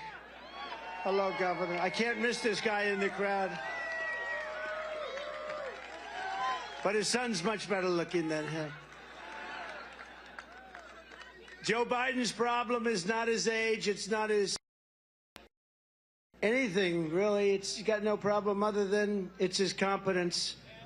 He's grossly incompetent. You know, they keep saying old. I know people that are much older than him that are doing unbelievable things, making a fortune. I knew a man that at 79, he was never a success, and he made $1 billion, $1.5 billion from 79 to 92.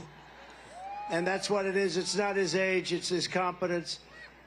He's not respected anywhere in the world. Our country is being laughed at all over the world. Biden is using the weaponization of his Justice Department, the FBI, local district attorneys and attorneys general to try and win an election against his political opponent. That happens to be me. Do you know who I am? Something that actually was unthinkable in our nation, but which is very common in third world countries or in banana republics. That's what he's doing. He's using law enforcement to try and hurt his political opponent. Every one of those things last night, you saw that, was all started by this guy, this crooked guy. And not only crooked, I mean, just so bad in so many ways. He's killing our country. He's incapable of winning based on his far-left policies of open borders, massive tax increases, the Green New Scam. That's a windmill on every corner, most of which don't work. And things like putting men in women's sports, really not a great idea. As every American saw firsthand last night, this election is a choice between strength and weakness, competence and incompetence, peace and prosperity, or war or no war. They like a war. They love wars. You know, they love killing people. It's so wonderful. You know, I'm the only president in many, many decades that didn't start a war. I finished one. I beat ISIS in record time.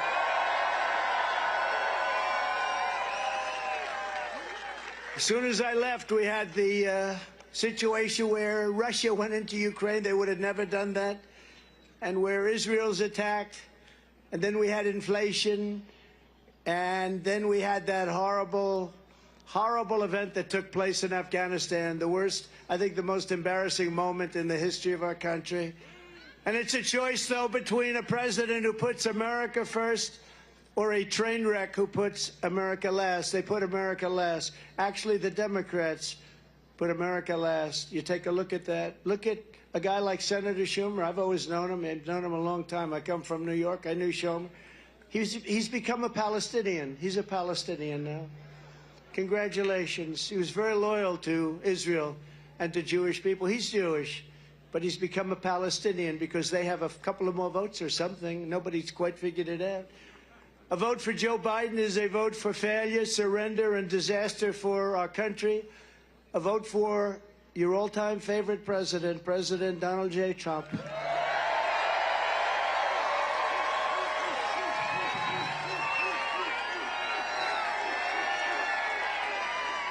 Is a vote for stopping Joe Biden's inflation, stopping the border invasion, and very simply making America great again. It will make America great again. You see these beautiful women. I'm not allowed to use the term beautiful as a politician. In fact, it could be the end of my career. If Glenn ever ran against me, he'd say he called women beautiful, and that could be the end of my career. But they're beautiful. What am I going to do? I can't lie. But you see these beautiful women up here? They come from a place called North Carolina. We all love North Carolina. And this is their 127th rally. And it's hard to believe. I seldom see their husbands, but they're happily married. I said, are you all happily married? They love their husbands. You love your husbands? They put up with a lot, huh? No, they're very happily married women, but it's 127. But I'll tell you, front row Joes even have that. They're about 200 and something, right? They must have made a lot of money somewhere along the line. Do my people treat you good? Huh? They better treat you good. Front row Joes, they become very famous. The question every voter should be asking themselves today is not whether Joe Biden can survive a 90-minute debate performance, but whether America can survive 4 more years of crooked Joe Biden in the White House.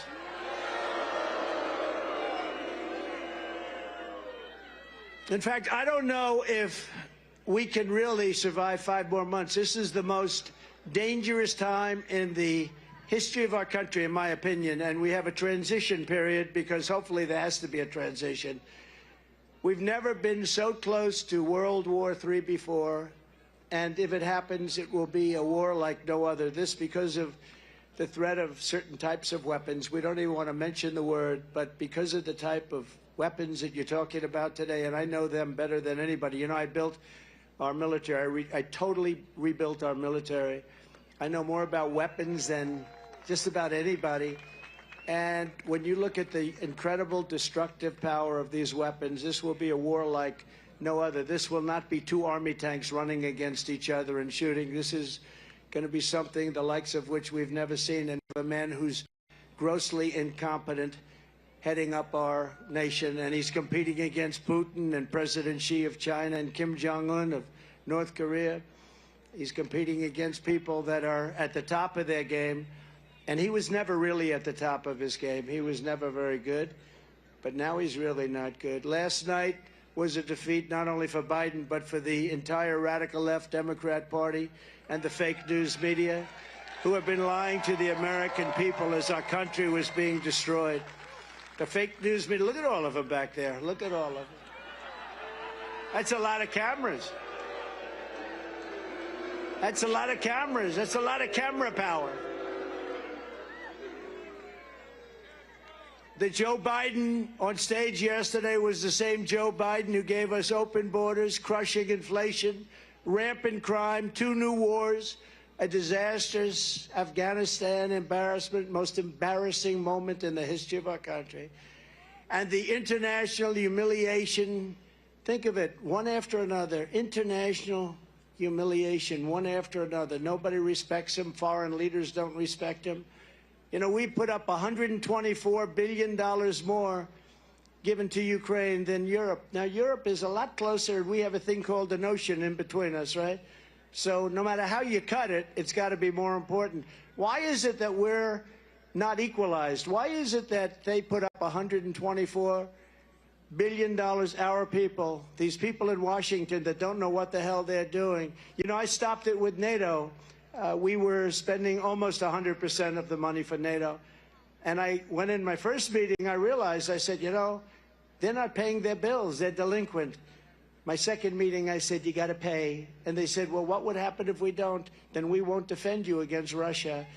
And the next day, money came in by the billions. You never saw money come in so fast, Glenn.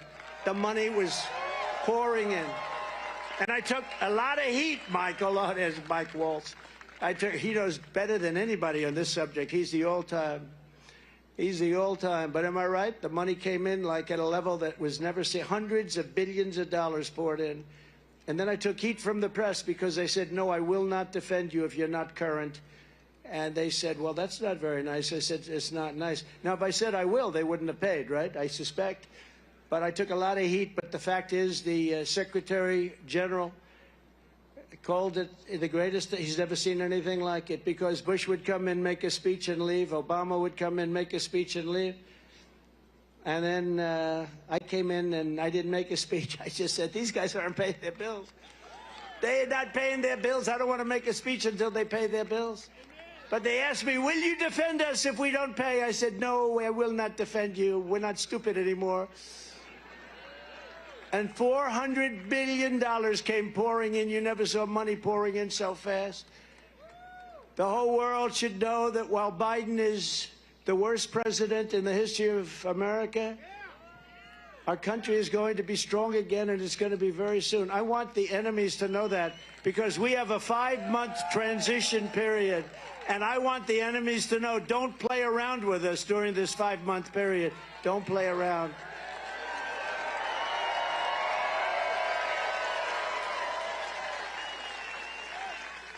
It's only for them. It's also from, in all fairness, we have enemies on the outside, China, Russia, North Korea, enemies, but they're not really enemies if you have a smart president. If you have a smart president, they're not enemies. You'll make them do great. We had no problems. China paid us hundreds of billions of dollars, and it was so because they respected our country. Thank you very much. He said, they respected you. Thank you. Stand up, please. Who said that? Stand up. Because they respected us. You said it better than I could. Thank you. I plagiarized. Thank you. No, they respect us. There was no games. But we have the enemy on the outside, and you can do great things with them. And then we have a worse enemy. I call it the enemy from within. These are the sick people, the socialists. Remember I said, America will never be a socialist country. I was right. I was right. It skipped over socialism, went directly into fascism and communism. It never stopped at the station called socialism. It went worse. And that's a big problem that we have, but I think you're starting to see the end of that. And it's been starting for a while now with us, but I think last night was a big moment for people with common sense that want to see America be great again, want to put America first. Many people are saying that after last night's performance that Joe Biden is leaving the race.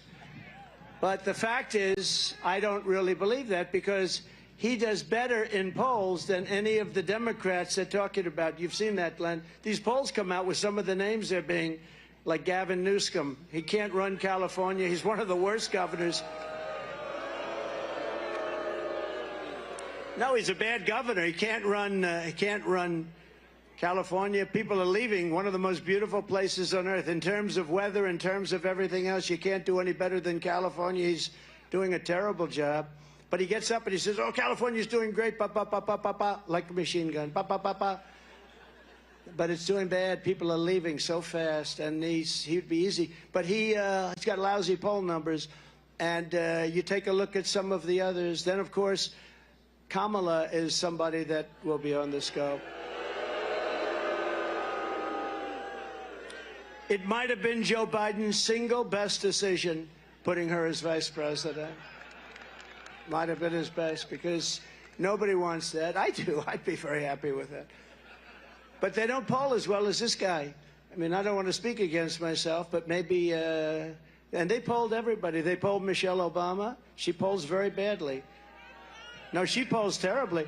Michelle Obama, people, you know, they polled many people, and it's hard to believe, but crooked Joe Biden polls better than those people.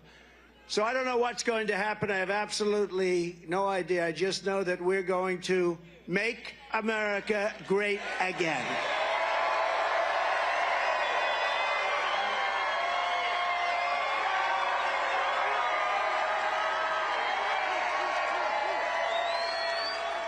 That's a good-looking group back there. Better looking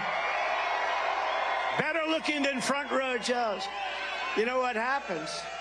You think they don't have a good seat. They actually have the best seat, because oftentimes the cameras are on them. The cameras aren't on you.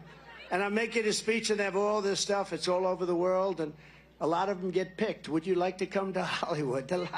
You'd be amazed how many people. They see some of these beautiful faces, and they say, let's move them to Hollywood. They have the best seat.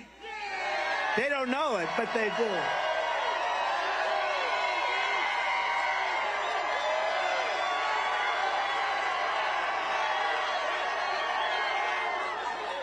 Okay, I don't want to point to too many of them. Get myself in trouble.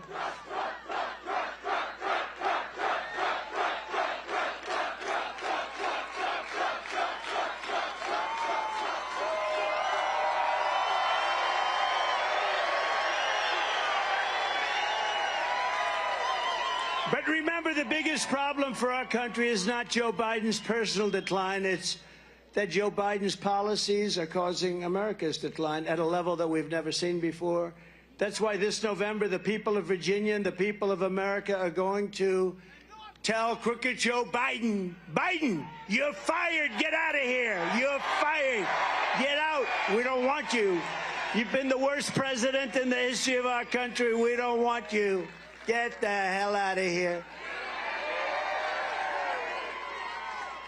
But we don't just need to fire Biden. As you saw yesterday, the whole Democrat Party deserves to be voted out of office. You have some great people. You have some great people in this state. And the reason I'm honored to be with you, Governor, who's here, just made a really fantastic speech. I saw it coming in.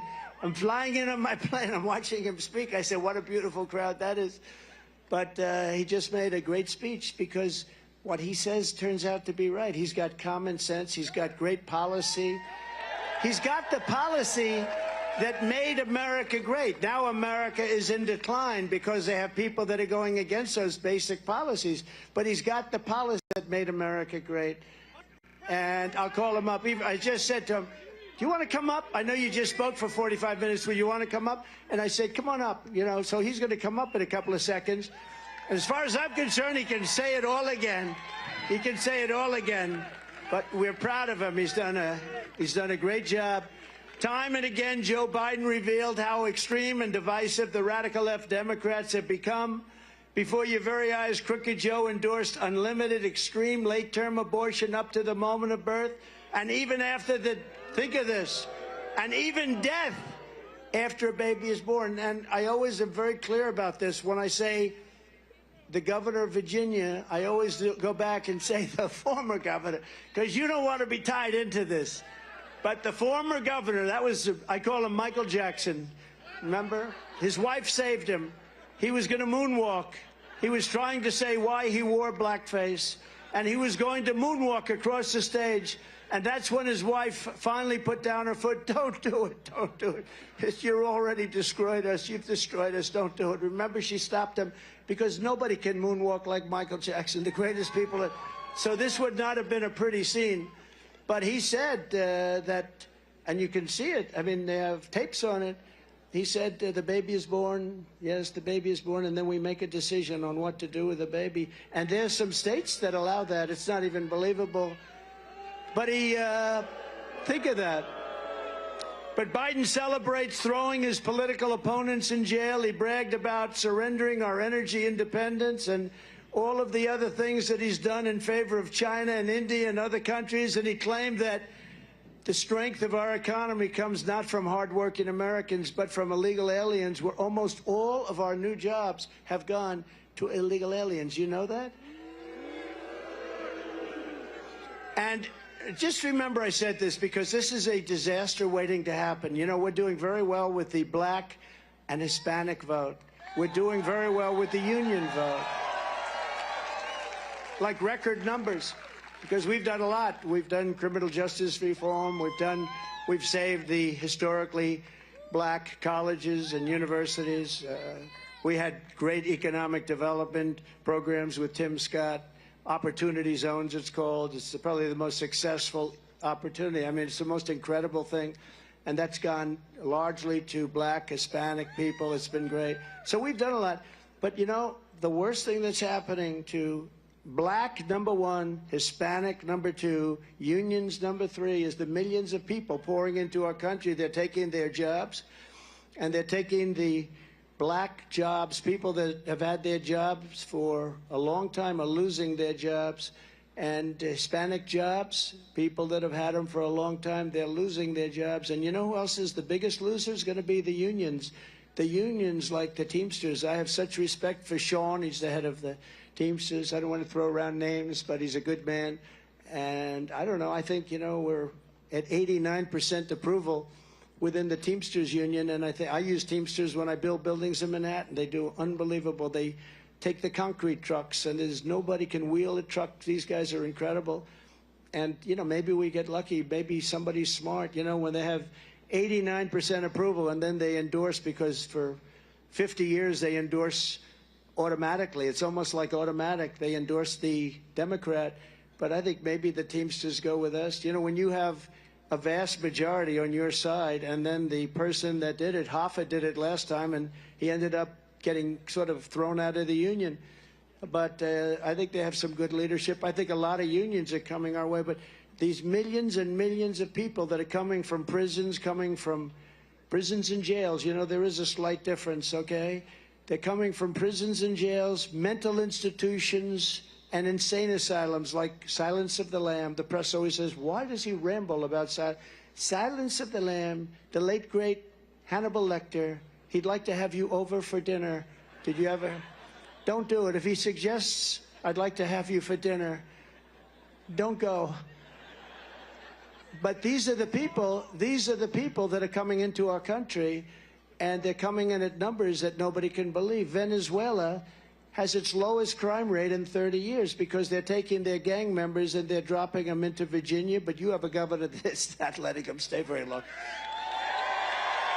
Right? But Joe Biden and the Democrats know this, but they're unwilling to do, for whatever reason. I don't understand, for whatever. You know, you always like to understand the other side or your opponent's reasoning.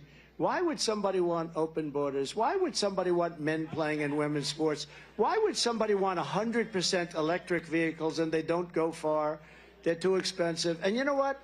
they have a place. Elon is a friend of mine. He probably doesn't like me too much with what I say, but they have a great place for a certain application.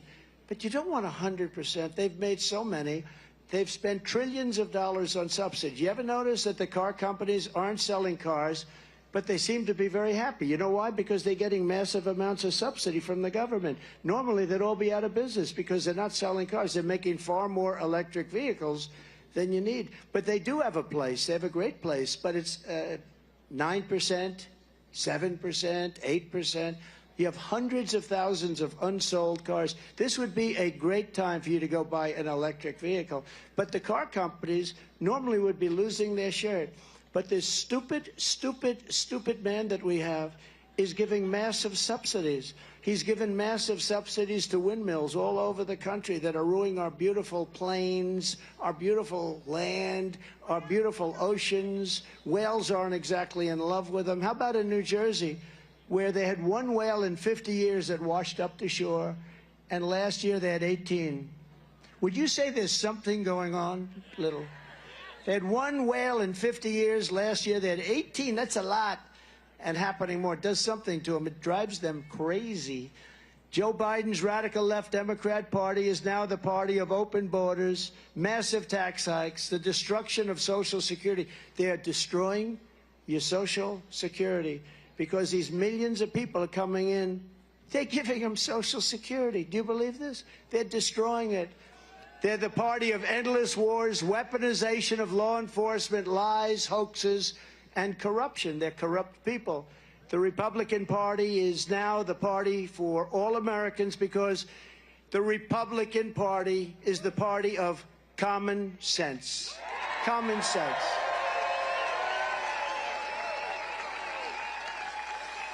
And in the wake of all these Biden disasters, it's time for our country to finally come together so that our whole nation can win together once again. We're going to win together. We're going to bring our country together with success. Our country, pre-COVID, we had a country that was rocking and rolling like no country in the history of the world, and everybody wanted to come together. It was going to unify. I was getting calls from people that I would have said were radical left, serious radical left, Democrats. They wanted to come. They wanted to have lunch. And then we got the gift from China, COVID, the China virus, as we more accurately call it. And we did a great job. You know, we were recognized for doing great economy. We started no wars. We rebuilt our military. We got the greatest tax cuts in history, greater than the Reagan tax cuts many years before.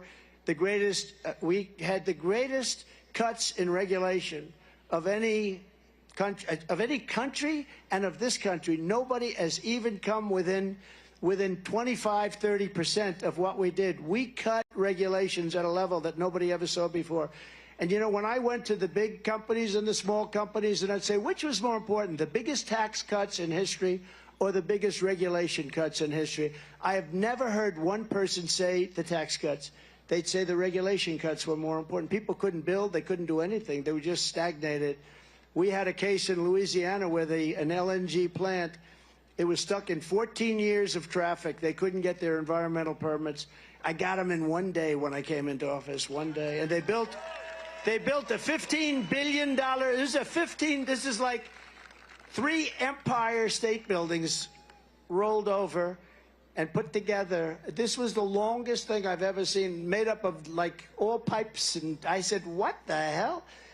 But it was a $15 billion project, and they couldn't get it done. I got it done in one day. I took all the things. I said, let's get it done. And then we got 2 of the other ones done, and they're doing unbelievable business. And it was foreign money being poured into the United States. They would have never gotten it approved. And we have many such plants, different types. Plants will never get approved. And all they do is produce good things for us and lots of jobs. And in Virginia, we're doing that too. We're working with your government to get a lot of things approved that you thought would never happen. And we'll get them done very, very quickly. But with these guys, you'll never get them done. You'll never get them done. They don't have any clue. All they know is electric. They want electric army tanks. They want electric planes. What happens if the sun isn't shining while you're up in the air? Well, sir, I told you there'd be problems, sir. No, they want electric everything. They want electric boats. The problem, the boats, they don't float because the battery is so heavy, it sinks the boat. They say, we don't care, we want them anyway. Whether you're a Democrat or Republican, young or old, black, brown, or white, we welcome you to our movement and ask for your help and your partnership in making America the strongest, most magnificent country again anywhere in the world.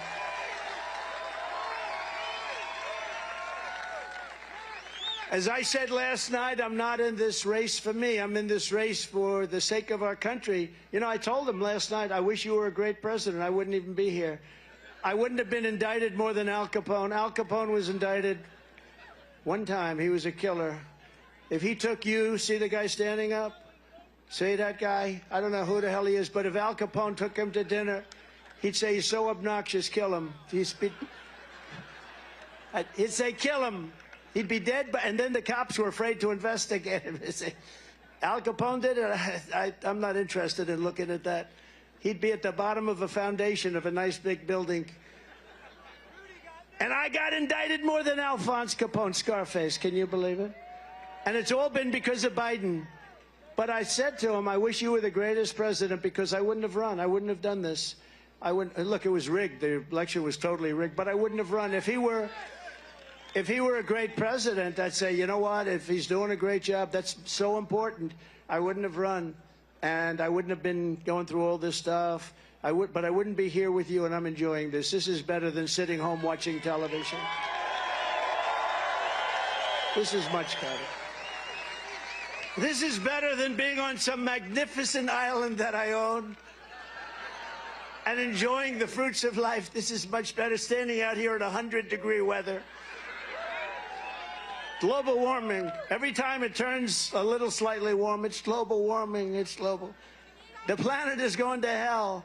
What about those people that used to say we have 12 years, in which case we're all gone? That ended about 5 years ago. We keep waiting. No, he said last night, you know, he loves this word. It's an existential threat. Existential. He has no idea what the hell the word means. I was going to ask him. But he said it again last night, that global warming is an existential threat. And I say that the thing that's an existential threat is not global warming, where the ocean will rise, maybe, and it may go down also, but it may rise 1/8 of an inch in the next 497 years, they say. 1/8, which gives you a little bit more waterfront property if you're lucky enough to own. No, that's not the threat. You know what the threat is? That's the threat, Joe Biden. It's a threat. Now, the threat is weaponry. The threat is nuclear weapons, okay? The threat is nuclear warming. That can happen tomorrow. We have 6 countries out there with massive nuclear capability. He doesn't mention it. You know, I watch these people talking about global warming, and they don't use that now. They use climate change because global warming was no good because it was actually getting cooler. So they used to have in the 1920s, you know, they thought the planet was going to freeze. They had a thing, global cooling. They had a picture, I think it was on Time magazine, of the Earth, very cool. 1920s, it was a global cooling thing. But now they got smart. It's climate change. Because climate change, if it goes warm, it's good. If it goes cool, it doesn't matter what it rains, if it snows, if you have more tornadoes or less tornadoes. You know, I read about some bad tornadoes, and we do have bad tornadoes. But the worst tornado was in 1987. The worst tornado was in the 1800s. They say 1857 ripped the hell out of the country. In 1893, we had a series of tornadoes that made these look like babies. Now, that's only reporting, you know, who knows, but they were very serious. It's called weather. The risk is weaponry. The risk is nuclear warming. And we have to be careful. And we need our smartest people to head this up. My uncle was a professor at MIT, the longest-serving professor in the history of MIT, Dr. John Trump. And Dr. John Trump told me many years ago, I was a little boy, just like that beautiful kid over there. I wasn't as good-looking as him, but other than that, but I was the same age. And you know what? He told me, I say, what do you mean, Uncle John? No, someday he knew nuclear better than anybody. You know, when he graduated from MIT, they said, would you do us a favor? What? Become a professor. And because he was so smart. And he said, well, I'd like to think about it. But he did. and he was there for 41 years. He's the longest-serving professor in the history of MIT. He used to tell me about nuclear many years ago when I was a little boy. He said, someday you'll have a bomb that can do destruction, the likes of which nobody can even imagine.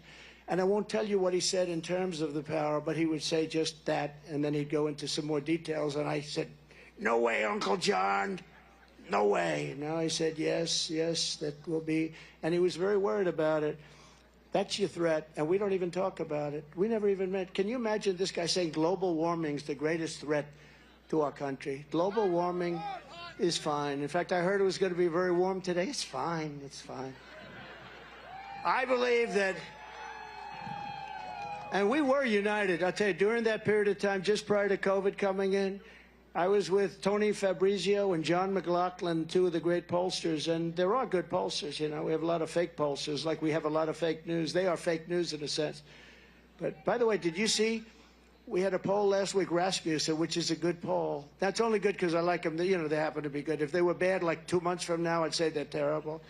But the Rasmussen poll is a big deal. It's a really good poll, and they have us up 10 points on this guy, 10 points. That's pretty good. And a friend of mine who's very smart, but he's not really into politics, he said, could I ask you a question? Why is 10 points good? You mean he's going to get 40 points? I said, you have to understand, the Democrats basically get 40 points. It doesn't matter. If this lectern was running for office, it would get 40. Actually, Joe, that's true. They get 40 automatically. The Republicans have to do it the old-fashioned way. We have to earn it. We have to do like in 2016. We have to do really like 2020. You know, we got many millions of more votes in 2020 than we got in 2016. We did actually much better. But it was rigged. What are you going to do? But you know what? We're not going to let that happen again. We're not letting that happen. They used COVID to cheat. They did everything possible to cheat. And Hillary Clinton said, why didn't you do that to me? Why didn't you find those votes for me like you found for Sleepy Joe or Crooked Joe? Ready? Poll. Poll. What's a better name? I go Crooked Joe first, and then Crooked Joe Biden or Sleepy Joe Biden. Ready? Crooked Joe first. Who likes Crooked Joe Biden first?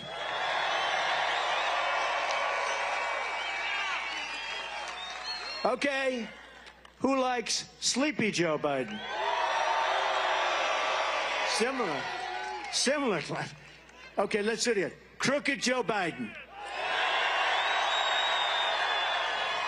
Sleepy Joe Biden. Crooked. Crooked. The other time, last week I did that. You know, I like saving money. You go to these pollsters, they interview. I don't even think they interview them, if I want to know the truth. I think they just say they interview because they make money. I don't even think they interview them. But they say they interview like 243 people, and they tell you what's going to happen with the race, right? And then they want to charge you $500,000. Politicians know this. And I come to these rallies and I do my own polls. We have 25,000 people or something here today. I get a free poll. It's a free poll. Okay, here's another one. Who likes Governor Glenn Youngkin?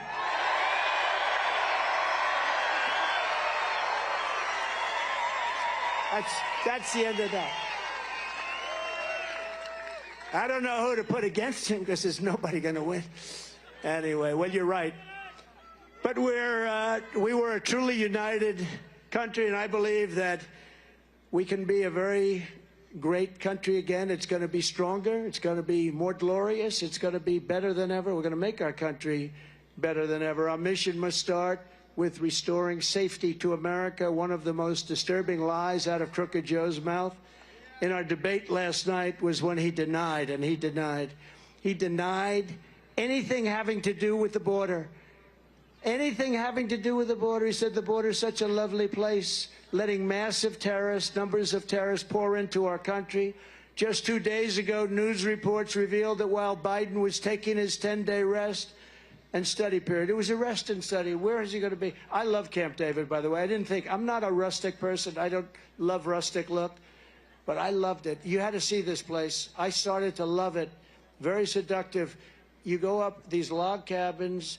They're so beautiful, the best. And I'd see FDR, pictures of FDR and pictures of the great presidents. And it was so historic and so incredible. but I'm not sure he has any idea what the history is. He just likes a log cabin. He wants to lock himself in. He wants a place to sleep, okay? Just leave me alone. Leave me alone. I want to sleep. I'm studying for the debate. I want to sleep and study. That's all I'm going to do for 10 days while the world is going to hell. But he had a study period at Camp David while more than 50 terrorists, 55 to be exact, were running into the United States after Biden allowed them to cross our wide-open southern border. Crooked Joe has no idea where they are, what kind of slaughter they intend to commit, but you will bet anything. ISIS terrorists, 55 of them last week. ISIS terrorists, the worst in the world. By the way, I defeated ISIS, you know that, with General Kane, right? Raisin Kane, you know that story, Raisin Kane. He was great, great general, real general, not the television. We have a lot of television generals, they're no good. Like Milley. How about Milley? We had some, like the dumbest of them all, General Kelly. He didn't know. He was lost in the White House. That poor guy didn't know what the hell was happening. He was like a lost, we used to call him a lost soul. Under the Trump administration, we will not rest until we have found every single radical Islamic terrorist who Joe Biden has let into America. We will arrest them or we will throw them the hell out of our country immediately, and we will not let them back in. We have no choice. And already Biden's open border nightmare has stolen countless innocent lives. Yesterday in Houston, you read about this. 12-year-old Jocelyn Nunguri was laid to rest by her grieving mother, who I spoke to yesterday. Incredible woman, just devastated. Literally, I was going up to the debate, and I got the return call from the mother. And I talked to her, and they're screaming at me, "Sir, you're going to the debate. You're going right now, sir." You know, and I'm on the phone, and I said, "I can't, I might be late." But that's okay. But I said I will. I did talk to her, and then I said, "I'll speak to you, and I'm going to call her today or tomorrow." A devastated person. She was a devastated person, but her precious daughter became yet another victim of the Biden migrant crime. People that would have never come in here. In fact, a lot of these people that you're reading about, we threw them out. They were gone, and they came back under Biden. Last week, John was savagely tied up, viciously assaulted, and brutally murdered by two Biden migrants who Crooked Joe released into the United States to prey on our women and girls. One of these monsters waited just 20 days before ending Jocelyn's beautiful American life. Crooked Joe proved last night he has no regret, no remorse, had no idea who she was, no empathy and no compassion for all the innocent victims whose lives have been just absolutely destroyed. And you look at so many of the other young people that you're hearing about, so many of them are young, 13, 12, raped and killed. 13 years old, 12 years old, raped and killed. And remember this, I say this a lot, this is just starting because they're just getting comfortable in the country. They never heard about politically correct law enforcement. We have the greatest police in the world, but they're not allowed to do their job. And we're going to let them do their job. And we're going to give them immunity so they can't be prosecuted for doing their job.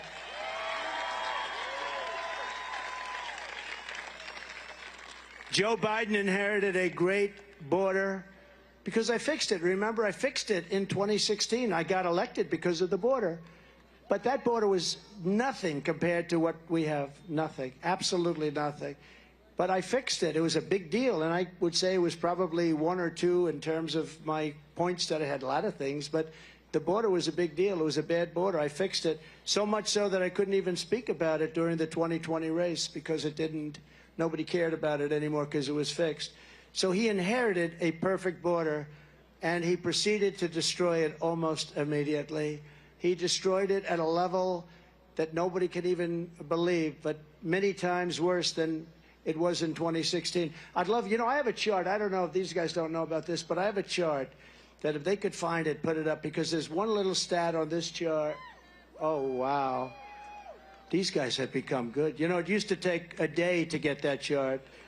They'd say, "Sir, we'll have it up tomorrow." I said, "Tomorrow's not going to help me, Glenn." So you see the arrow, Glenn, on the bottom. See the arrow, the big red arrow on the bottom. That's the lowest level of illegal immigration ever in recorded history right there. That's the week that I left office. And look what happened after that. Look at the numbers on the right. Look at what happened after that. So that was the lowest level, and then it started marching upward. But what you don't see are the drugs. We're at the lowest level in 32 years. The human trafficking, mostly in women. They traffic in women. And that's now back at a level that we've never even seen or imagined before. But I love that chart. You know, that chart is just a small chart in with other numbers like poll numbers and things that are so impressive, even fundraising. You know, we raised more money after this crooked trial than we've ever raised, I think, than any candidate. I think we raised over $400 million. Can you believe it? I would say if we did 10 million, it would be a lot during this period. 10 million's a lot of money. They raised over $400 million during this very short period of time. A little period of time. If we would have done like 8 or 9 or 10, it would have been great. But they did numbers that no, because everyone knows they're a bunch of crooked people. These are crooked people using justice to try and win an election. But I'm proud of that chart. It was in with other things that are very important. But there's something about the importance of this that I really thought we could show it. And sometimes we'll take it out, show it to some of these big crowds. When I return to the White House, we will stop the plunder, rape, slaughter, and destruction of American suburbs, cities, and towns. And for the suburban women, who I actually think vote for me, I think that's, you know, they say...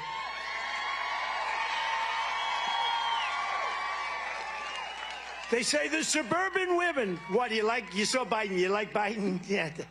The suburban women, you know why they like me? Because I'm going to keep them safe. I'm going to keep them safe.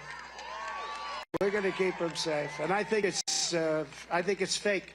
I think we do great with suburban women, but I always read, he's trying to get the suburban women. No, I think they like me because I'm going to keep them safe. Militarily and also from the standpoint of borders and everything else. We will shut down deadly sanctuary cities. I will shift massive portions of federal law enforcement to immigration enforcement. And on day one, we will begin the largest domestic deportation operation in the history of our country. And we have no choice. Have no choice. And as we discussed last night with Crooked Joe, the Biden border invasion has also been a disaster. And I say it, and I'll say it again, for the African-American, Hispanic-American communities more than anybody else, virtually all of the net jobs created have gone to Biden migrants. Who would think that? I heard that a week ago. I said, you got to give me that stat. Almost every job, did you know that? It's hard to believe, actually. Almost every new job has gone to illegal immigrants. Joe Biden wants to be the president for illegal aliens, and I want to be the president for Americans of every background, every walk of life, every race, religion, color, and creed. And remember, Joe Biden used the term super predators. He used it for 10 years. He used it more than anybody else. That's not a man that likes black people. I will tell you, that's not a man. Super predator. Ask him about it. I brought it up last night. He went, oh. Super predator, ask him. And honestly, only black people know what that term represents. 1990s, Joe Biden, super predator for 10 years. Every day, more African Americans and Hispanic Americans are joining our movement, and that's one of the major reasons that we're going to win the Commonwealth of Virginia this fall. And our case to Virginia is very simple. We will seal the border. We will make the American dream affordable again, but we will bring back the American dream, something you don't hear about anymore. You're going to have the American dream back. Working with your great governor, Glenn Youngkin, we will make Virginia greater than it has ever been before. Under my leadership, we had the greatest economy in the history of the world. That was proven time and time again. During my term, we had gasoline down to $1.87 a gallon. And by the way, take a look at gasoline. It's going up rapidly. Do you see what's going on? That's going up. And by the end, the 30-year mortgage, think of this, was 2.6%. It was 2.6% interest. And you know what it is now? It's 10%, but you can't get the money. So the American dream of owning a house is impossible. When I left office, inflation was almost nothing. How about this guy going around saying it was 9%? No, it was 9% when he didn't enter. About 14 months after he got in, he had to go from almost nothing to 9%. But he had a period where he had what they call the Trump float. He had all the good things, including the bounce-back jobs that they took. They said all these pandemic jobs, we said close it down, do whatever you want, and then when it opens, they're called bounce-back jobs. And they bounce back to bigger than where it was before. He takes the credit for it. You don't take credit for a bounce back. Joe Biden accidentally admitted last night, quote, there was no inflation when I became president. He made a mistake. That was where I said, did you mean that, Joe? You mean you're... Now, Virginia families are being crushed by Crooked Joe. You can't afford groceries, rent, a house, a car payment, or anything else. I think your real rate of inflation, by the way, they say 24, 25%. I think if you really add the right items and you include interest where you can't get a mortgage, but if you do, you're going to pay much more than 10%. I think your rate of inflation is 35 to 50%, and that's killing this country. It's a country buster. It's a family buster. It's busting up everything. We have the highest inflation, in my opinion, in the history of our country. In fact, Biden didn't have inflation for the first, so he didn't have it for many, many months because I gave him something that was beautiful. I gave him a clean, beautiful border. All he had to do was leave Tom Homan and leave these great people, you know, Brandon Judd, great. Oh, and he had a news conference today because Biden last night used his name in vain. He said, I never supported Biden and I never would. He said, I support Trump. I don't support Biden. He has no support. He doesn't have support from one police group anywhere in the country. Frankly, he's a defunder. If you want to know, defund the police. That's another brilliant policy that they have. And then like a nightmare, it all began. But on day one of my new administration, we will throw out Bidenomics and we will replace it. We are going to replace it with Maganomics. We're Maganomics. Maganomics. To stop Bidenflation, I will end Joe Biden's colossal waste of American taxpayer dollars, and I will rapidly terminate a thing called the Green New Scam. It's the greatest scam in the history of our country. We're spending trillions and trillions of dollars on nonsense, on things that all they do is cause waste and inflation. I will repeal every disastrous Biden regulation. He's adding them back as fast as he can, killing our jobs. Cancel Crooked Joe's insane electrical, think of it, the electric vehicle mandate. It's called the EV mandate. And we will do something like we've never done it before, although we did it pretty good 5 years ago. You know, 5 years ago, we were totally non-reliant on oil and gas from other countries. We were going to soon be energy dominant. We were going to be sending it out to Europe, all over the world. Nobody had ever seen anything like it. And then this guy ended it. Then prices went up and he started saying, oh, let him drill, let him drill. But if this election went bad, our country is going to be destroyed. But they will go back to that policy on the day after it opens up. And you're going to have electric bills that will be triple what they are now. Because when we get in, we're going to have a very simple phrase. We will drill, baby, drill. We're going to drill, baby, drill. Think of it. 4 years ago, we were energy independent. Now we're begging Venezuela, one of the safest places on earth. It's true. Though their crime rate is down to the lowest that they've ever had. Their crime rate is down 72% because they've taken all of their criminals, they've taken all of their prisoners, they've taken all of their drug lords, drug dealers, they've taken all of their gang members and brought them to the United States of America. Congratulations.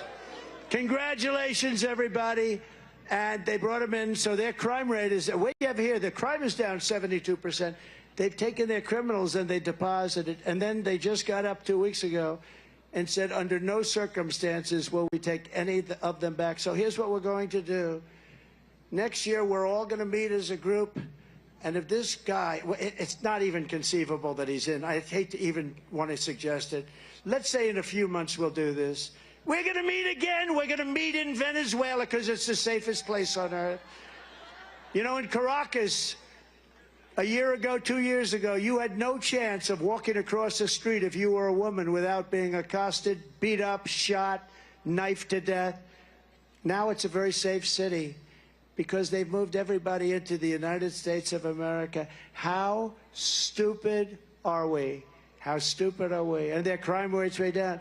And all over the world, the prison populations are down. And the fake news, look at them all over back there. The fake news doesn't want to talk about it. They say Donald Trump has a conspiracy theory. It's a conspiracy. No, it's not conspiracy. And by the way, dictators, as I call them, most of them are dictators, but they go under the term president. But I know them all very well. I would have been doing better than them. I would have had 100% over in this country by now. They're emptying their prisons. You know what that is? They're emptying their mental institutions into our country. Do you know the money they save? The money is massive. And we have all the problems. Nothing good is going to come out. And we have ISIS terrorists. We have terrorists pouring into our country. Just bad, bad things are going to happen. And it's all because of this incompetent president, the worst president in history. If he gets back in, Joe Biden has also vowed to pulverize Virginia families with the largest tax hikes in history. Congratulations. He pledged that the Trump tax cuts are, quote, going to expire, and if I'm elected, it's going to stay expired. That means he's going to raise your taxes by 4 times. It's going to be the largest. You know that, Len. He wants to give you the largest tax increase in the history of our country. It's going to decimate Virginia, and it's going to decimate every state, and it's not his fault. You'll have to take the heat. Maybe that's what they're doing. You'll have to take the heat. But they want to decimate because those tax cuts went more to the middle class and the lower class than to anybody else and the creation of jobs. But instead of a Biden tax increase, I will deliver a Trump and call it a Trump middle class tax cut. And all of my life, I said it last night, I've watched as politicians cut taxes. This guy wants to raise your taxes by 4 times, and people say, oh, let's vote for him. I don't know. They don't use the term liberal anymore. They use the term progressive, you know, because it's a nice-sounding word. I'm a progressive.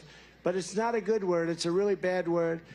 And we will have a brand-new Trump economic boom. We're going to cut taxes. So we cut taxes substantially, massively, the biggest tax. And with a lower rate, we did much more business, much more revenue than we had before the cuts. In other words, we just did better. And Apple and Microsoft, all these companies were bringing their money back from offshore countries, from other countries. They were bringing it back into the United States because they essentially weren't allowed to from a practical standpoint because the tax was so high and the bureaucracy of doing it was almost impossible, they say. So we're going to do more tax cutting. And we're going to have this country at a level that you've never seen it before. And we're going to, you know, underfoot, under the ground, we have more liquid gold, oil and gas than any country on earth. And, you know, we had a thing called ANWR in Alaska. Ronald Reagan wanted to get it approved. He couldn't do it. Everybody wanted to get it approved. I got it approved. The first week of Biden, they disapproved it. The greatest tax, the greatest reserves, they say, outside of perhaps Saudi Arabia, could be greater than Saudi Arabia. Would have been so great for Alaska, but would have been great for this country. Massive, massive oil reserves, and they turned it down. These people are horrible. I've announced that as part of those tax cuts, I will eliminate all taxes on tips. A very simple statement. No taxes on tips. I got that idea the other night. I'm in Las Vegas at my place, which is a very nice place, having dinner with some people, big people, successful people, talking about the future of the country, and they're very worried about it. And the waitress came over. I said, how are you doing? Been there for a long time. And she said, they're killing me on tips. I said, really? They go after? He said, you have no idea. They just issued new regulations that make it impossible for us to live. And I was actually surprised to hear it.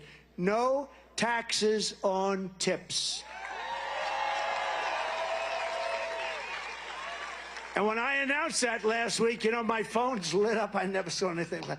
That was the That was a very popular thing to announce, but it's a good thing. You earn the money, you keep the money. Every time you leave a tip for the next 5 months, make sure to write on the receipt, vote for Trump for no taxes on tips. It's no wonder Joe Biden and his thugs are so desperate to stop us. They're the only ones who can stop them. A great thing just happened a few hours ago. You probably heard about it, but maybe you didn't, because some of you have been standing in line for 3 days. Do you know that? These people, right, they've been online for 3 days to get into your place, Glenn. This is crazy. You must have heard that Glenn is going to be here with his superstar son. We do, right? Don't we? I think he's great. Doing great. But just this happened a few hours ago. The Supreme Court ruled that Biden's Department of Justice has wrongly prosecuted hundreds of Americans for peacefully protesting on January 6th.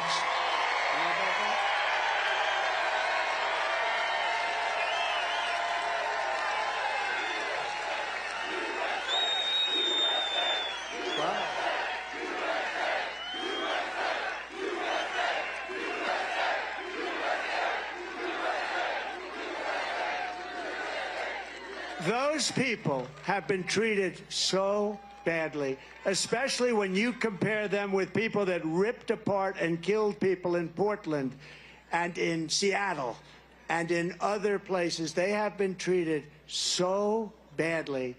So we're asking, based on the decision, they should immediately be released, immediately, the J6 hostages.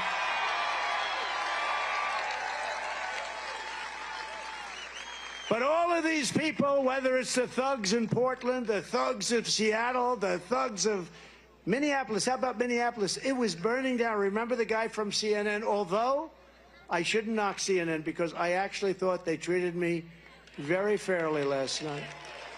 Very professional, both of them. Jake and Dana, they treated us very fairly. They abused me for years, but last night, right? What happened? They treated me very fairly. I think it's great. I think it was great for them. It was great for CNN, but I thought they were very fair. But all of those thugs, and then you take the monument-wrecking thugs of Washington, D.C. Remember they came into Washington? And, you know, you thought maybe there was a little bit of a racial anger. But then they wanted to take down the statue of Abraham Lincoln. I'm saying, what's this all about? But they only wanted to do things until I got tough with them and imposed a 10-year jail sentence on anyone for so much as touching any one of our magnificent monuments. And it was amazing to watch them flee the city. They fled. They fled the city very rapidly from that moment on. You know, I brought out an old law that had been done in the early 1900s, and it said that if you touch a statue, you get a maximum fine of 10 years in jail. And you can't do anything about it. It's 10 years in jail, and that's it. So I reinstated that law. You could never have a law like that passed today because it's too tough. They don't do things. Until the country's really in trouble, they won't do things. But I took it out. I reenacted it. And as soon as I did, in other words, 10 years in jail if you get caught doing anything to one of our beautiful monuments or statues. They fled Washington. It was a beautiful sight. I watched them go up. Look at them go. Look at them go. No, because it's what they understand. But based on the Supreme Court, the great Supreme Court, we put 3 incredible justices on. They had, I understand, another 3, and they did the right thing. Free the J6 hostages now. They should free them now for what they've gone through. They've been waiting for this decision for a long time. They've been waiting for a long time, and that was a great answer. That was a great thing for people that have been so horribly treated. So many of these people were told to go in, right? The police, go in, go in, go in. What's going on? And they put them in jail for years and years. All of their persecution is only happening, and all of it has happened to me because I'm running for president and leading very substantially in all of the polls, every single poll. We're leading in every state. We're even leading in the state, or as you would say, the Commonwealth of Virginia.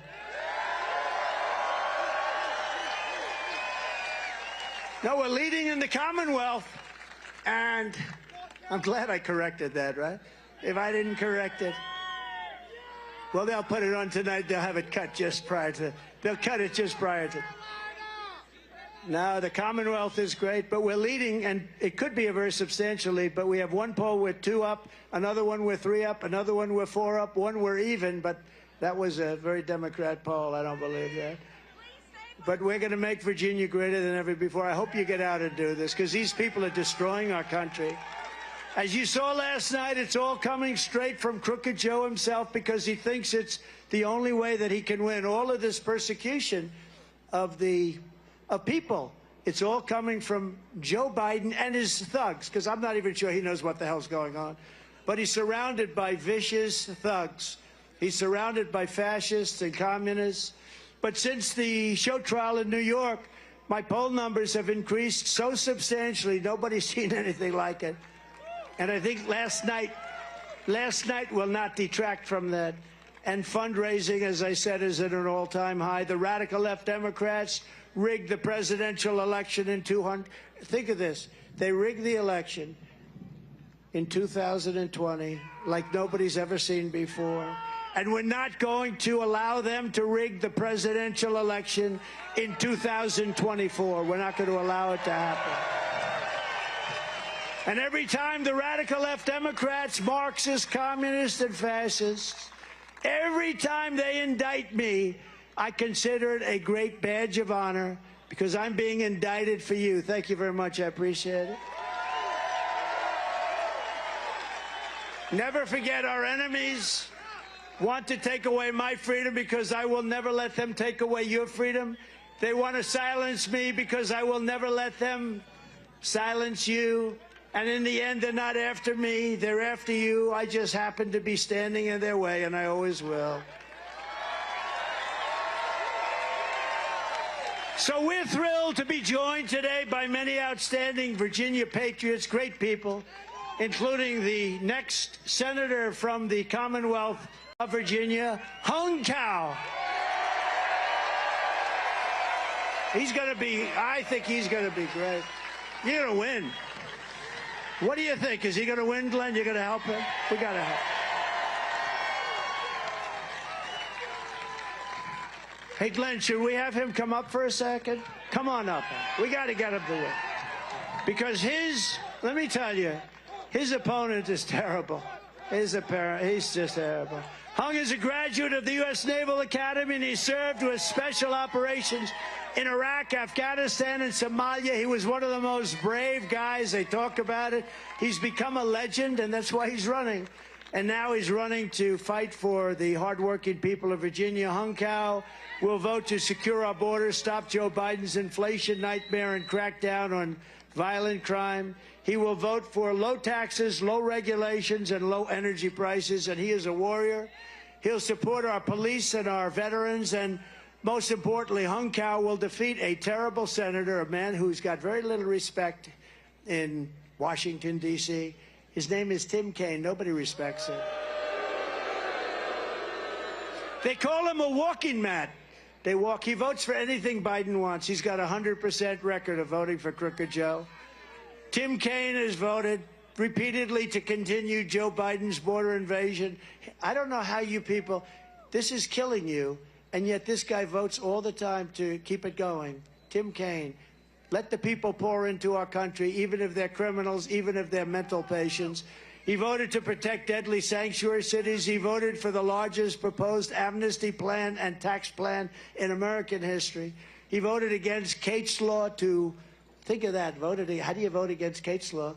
And he voted to terminate Title 42. He voted to give illegal aliens tax-funded benefits, the likes of which nobody has ever seen, including our great veterans. Virginia cannot afford 6 more years of Tim Kaine and his open borders agenda. Everybody's got to get out and vote for Hung Cao. I love this name. He is really going to be great. Hung, say a few words, please. Mr. President, the only person better off today than they were 4 years ago is an illegal alien. We're going to fight for America. We're going to put Americans first, like we always have, with your leadership, sir. Go get him. telling you, he's going to win. Man, that guy he's got a serious handshake. Well, I'm sorry, but I think my hand may be broken. He's a tough cookie. That's a serious handshake you have. Thank you. You're going to win. You're going to win. A lot of people are going to win that nobody's thinking of, and you know, it's amazing what's happening. What's happening is really amazing. But this is a guy who's going to win, and you're going to be proud of him for many, many years. We're also grateful to be joined by the governor of this magnificent Commonwealth. His name happens to be Glenn Youngkin, and he's one of the greatest governors in the country. And I know he just spoke, but I'd love to have him come up and say a few additional words. Thank you very much.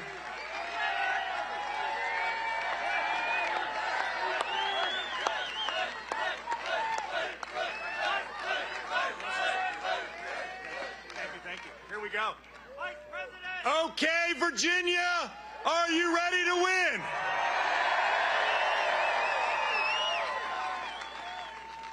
Mr. President, this is the best Trump rally that you have ever had, and you're doing it in Virginia.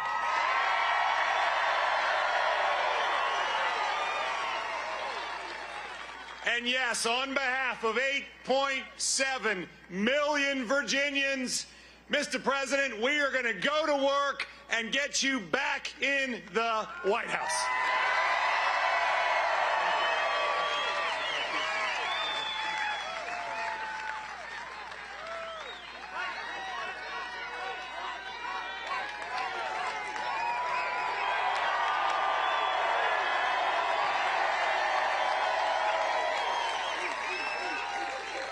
He really is. He's a great governor doing an incredible job, and we appreciate it.